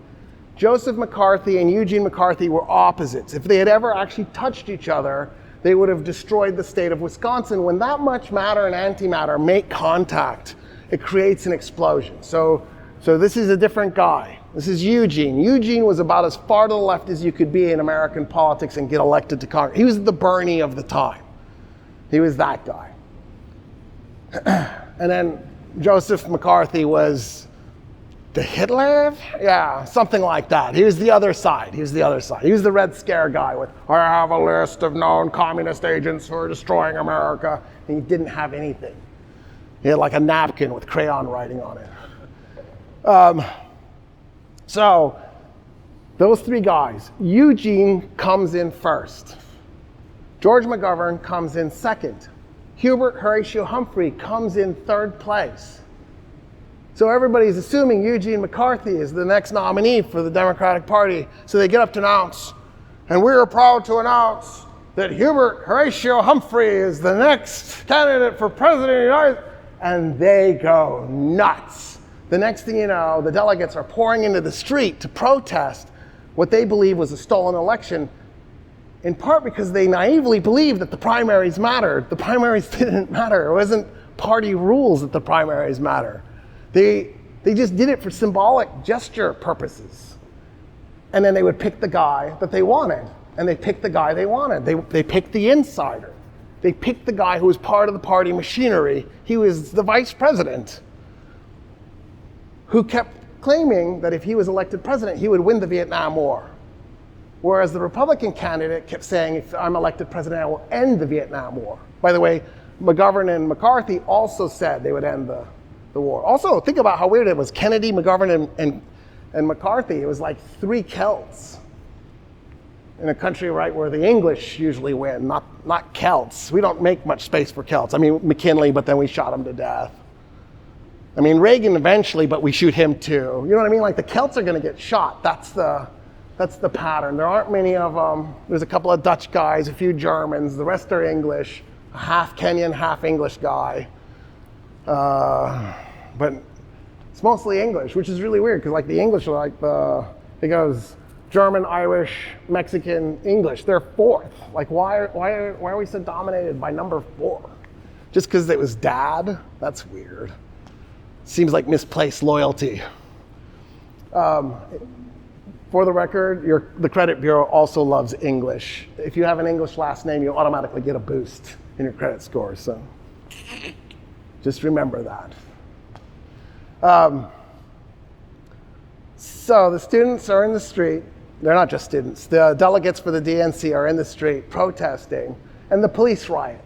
You don't have to believe me. Go look at the video. There's a bunch of video out there. The police riot. In fact, the students are chanting, "The whole world's watching. The whole world's watching," because they know the cops are going to riot. Because they're veterans. At 68, they've been in the trenches for like 7 years, sleeves rolled up and bruises all over because the cops keep rioting. And sure enough, the cops riot. In the aftermath of this, we make the decision. The McGovern Commission in 1970 suggests to the Democratic Party that we should let the primaries count. In 1972, for the first time in US history, the Democratic Party lets the primaries count. The Republican Party gets embarrassed. So in 76, the Republican Party announces it's going to do the same thing. The Democratic Party and the Republican Party sat down and worked it out so that the primaries would be on the same day. Now, obviously, we screwed that up this primary, but up until this primary, the primaries were always on the same day so that it wouldn't be confusing to people. And then this last primary, Biden ordered the Democratic Party to switch the order, and the Republican Party refused, so that's why there was a little bit of confusion. So here's what happened since. So 76 is our first election where the primaries are involved. When you think about it from an information standpoint, who knows politicians better than party bosses? Literally nobody. And then the public, when you think about the kind of information they have, when we poll them, one of the things we've discovered is the average American can't identify their own political ideology. Like, we'll ask a series of questions. How do you feel about public transportation, gun control, abortion, immigration, the death penalty? And then we'll go, okay, now how do you identify yourself politically? And like 4 out of 10 times, Americans will misidentify themselves. They will go, I'm conservative when they're liberal, I'm liberal when they're conservative. It's really sad and painful and hilarious at the same time. So we go from party bosses who know every little nasty detail about the politicians. Because a lot of times the party bosses don't even run for office. Sometimes they do, and you know their names. Like, Nancy Pelosi was a party boss for the Democratic Party. James A. Baker III was a party boss for the Republican Party. You probably haven't heard of Baker, but you've heard of Pelosi, right? It's just, sometimes you do and sometimes you don't. It's just a thing. So we switch it over to the primaries. Who's going to get the information to the public? The news media. But the news media has a conflict of interest. The news media's goal isn't to inform, it's to make profit. When your goal is to make profit, your goal is to get people to tune in, it means your goal is to entertain. So if you wanted to inform, think about what the news media would have to do. You'd have to sit there and go, okay, candidate A here believes in X, Y, Z. Candidate B believes in these 3 things over here. And then compare and contrast, and then look at the past and say, this policy never has worked. Cutting taxes to the rich always destroys the economy. It's never stimulated it, not once. Right? You would have to sit there and bust the myths that Americans have. George Washington didn't have wooden teeth. You'd have to sit there and say, this is wrong. The earth is a sphere. It's not flat. Right? You'd have to do this. Or you could treat it like a horse race. You go, oh, Trump's ahead. Biden's ahead. Will there be a Democrat or a Republican that can do anything about it? Oh, right? And then you keep it going and you try and make it exciting so people tune in, so you can sell ads. And that's what they started to do in 1976. Instead of informing, they went for the horse race because, well, A, it was going to make the money, but also just because you're a journalist doesn't mean you're a political scientist. So there was also an information gap. And we had just handed over this incredibly vital, important task to these private corporations. Big mistake. But the results are fascinating. Jimmy Carter was the outsider in the Democratic Party. Nobody had heard of him outside of Georgia. He wins the nomination, and then he beats Gerald Ford. He was an insider. He had been part of the establishment. He had been part of Congress. In other words, the outsider wins the nomination and then wins the presidency. 1980, Reagan runs against Carter. Reagan is also the outsider. He was governor of California, but other than that, he was just a bad actor in both terms, like bad acting skill, but also a bad actor. So in other words, he's an outsider. And as an outsider, he beats all the other Republicans to win the nomination. He actually did really well in 76. So well that my dad went, oh my God, he's gonna be the next president in 1980. And I was like, oh, cool. My dad can predict too. What ends up happening then is Reagan, as an outsider, comes in and wins. He ends up running in 84 against Walter Fritz Mondale. Mondale was totally an insider. He had been Carter's vice president. Reagan trounces him. Then they run a vice president, George Bush Sr., against Dukakis. Dukakis was an insider. It's true, George Bush Sr. had been vice president for 8 years, but he was actually also an outsider because prior to that, he was the head of the CIA. He didn't have like a civilian job. He was the guy in charge of the Assassination Bureau, the Mayhem and Murder Bureau, right? He's not a politician. Now he wins. He beats Dukakis. The Democrats pick an outsider, Bill Clinton.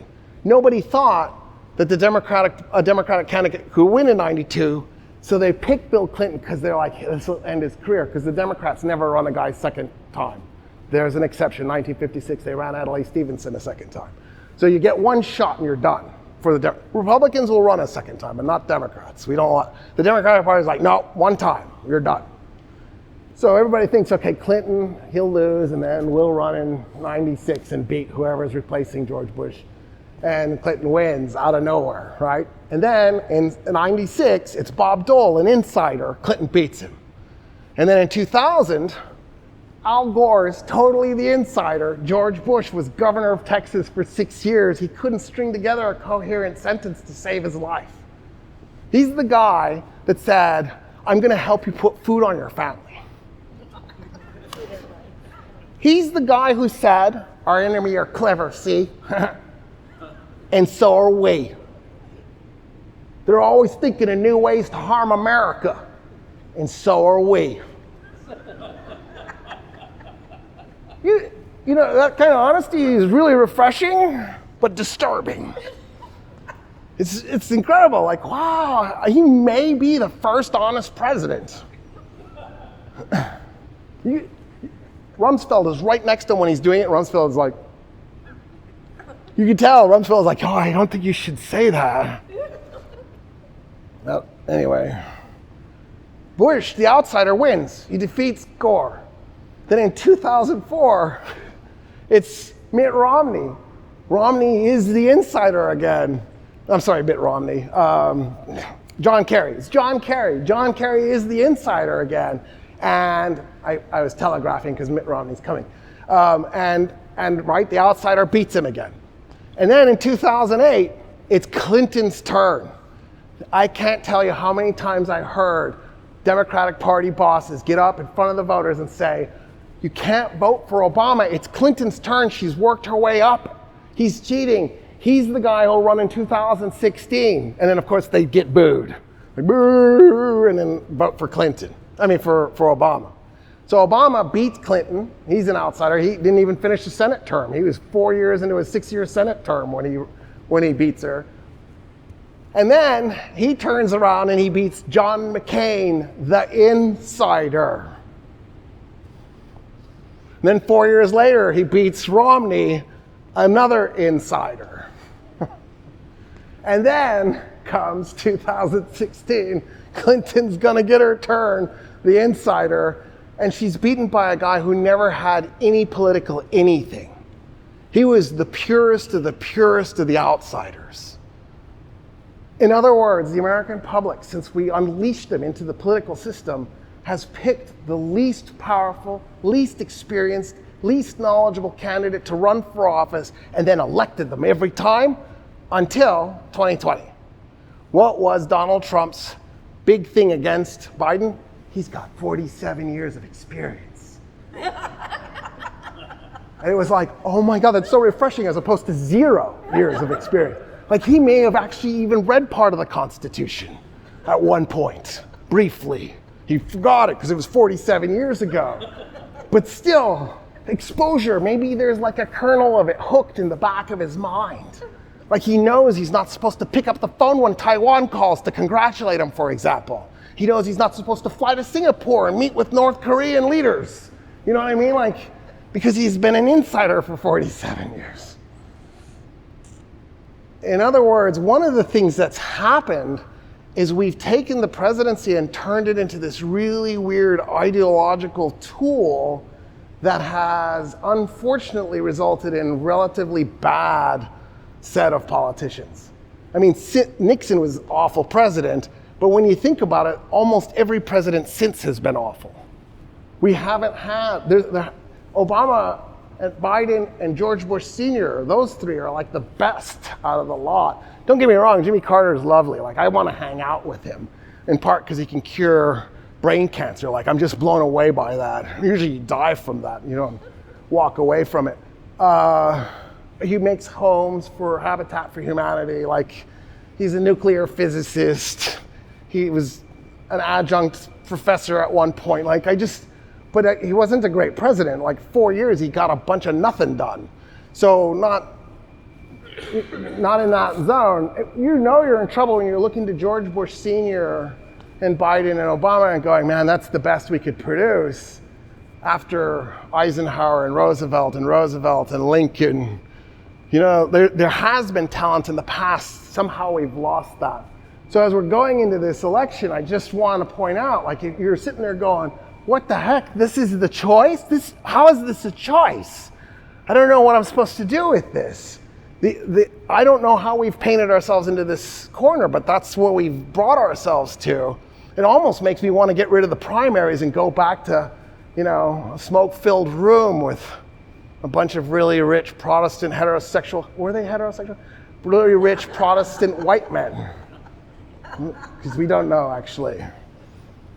And that makes me sad, too. Anyway, we're totally way out of time. I didn't quite cover everything I wanted to, but I knew that there's no way I'd ever get to it all. But I hope I kind of gave you an idea of what's at stake. Like that we've got this evolving presidency that we've lost sort of control over, and the thing has become something I don't think it was ever intended to be. But in part, that's our own doing. This is our fault because we've turned it into this ideological contest, and there's no ideology. Here's my closing thought. Go through and pick your list.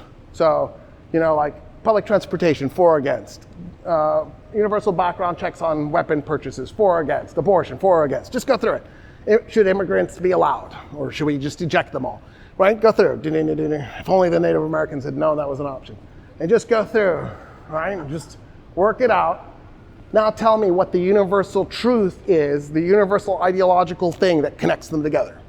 So like, let's say you hate public transportation and abortion and gun control. What's the thing that brings those three positions together? What's the ideology? Like, tell me what purpose does it serve to have those three things connected? There's nothing there. Our ideologies in the United States are hollow. Who came up with Obamacare? The Reagan administration. Who was the first person to implement it? Mitt Romney. In 2012, Obamacare is standing next to Romneycare. And Romney goes, I'm against Obamacare. And you could see Obama go, it was like he had a bunch of wasabi, like his brain hollowed out. And he turns and looks at white Obama, and he goes, what do you mean you made Romneycare? It was the Republican Party that came up with this idea. I'm implementing your idea. And they're like, we don't care. It's because it's you, we're against it. That's what we've become. When Americans are asked, do you like the Affordable Care Act? 60% say yes. When they're asked, do you like Obamacare? 40% say yes. That's the America that we've become. Like, it's the same thing. Where's that 20% error of obviously it's ignorance, but that's also a problem. There are voters who don't know anything. Please stay home. Like your whole life you're told it's your duty to vote. No, it's your duty to be informed. It's not your duty to vote. If you are informed and you don't vote, you're a jerk. I hate you. Anyway, okay, that's the thought I'll leave you with. And thank you for coming. I can't believe how many people showed up.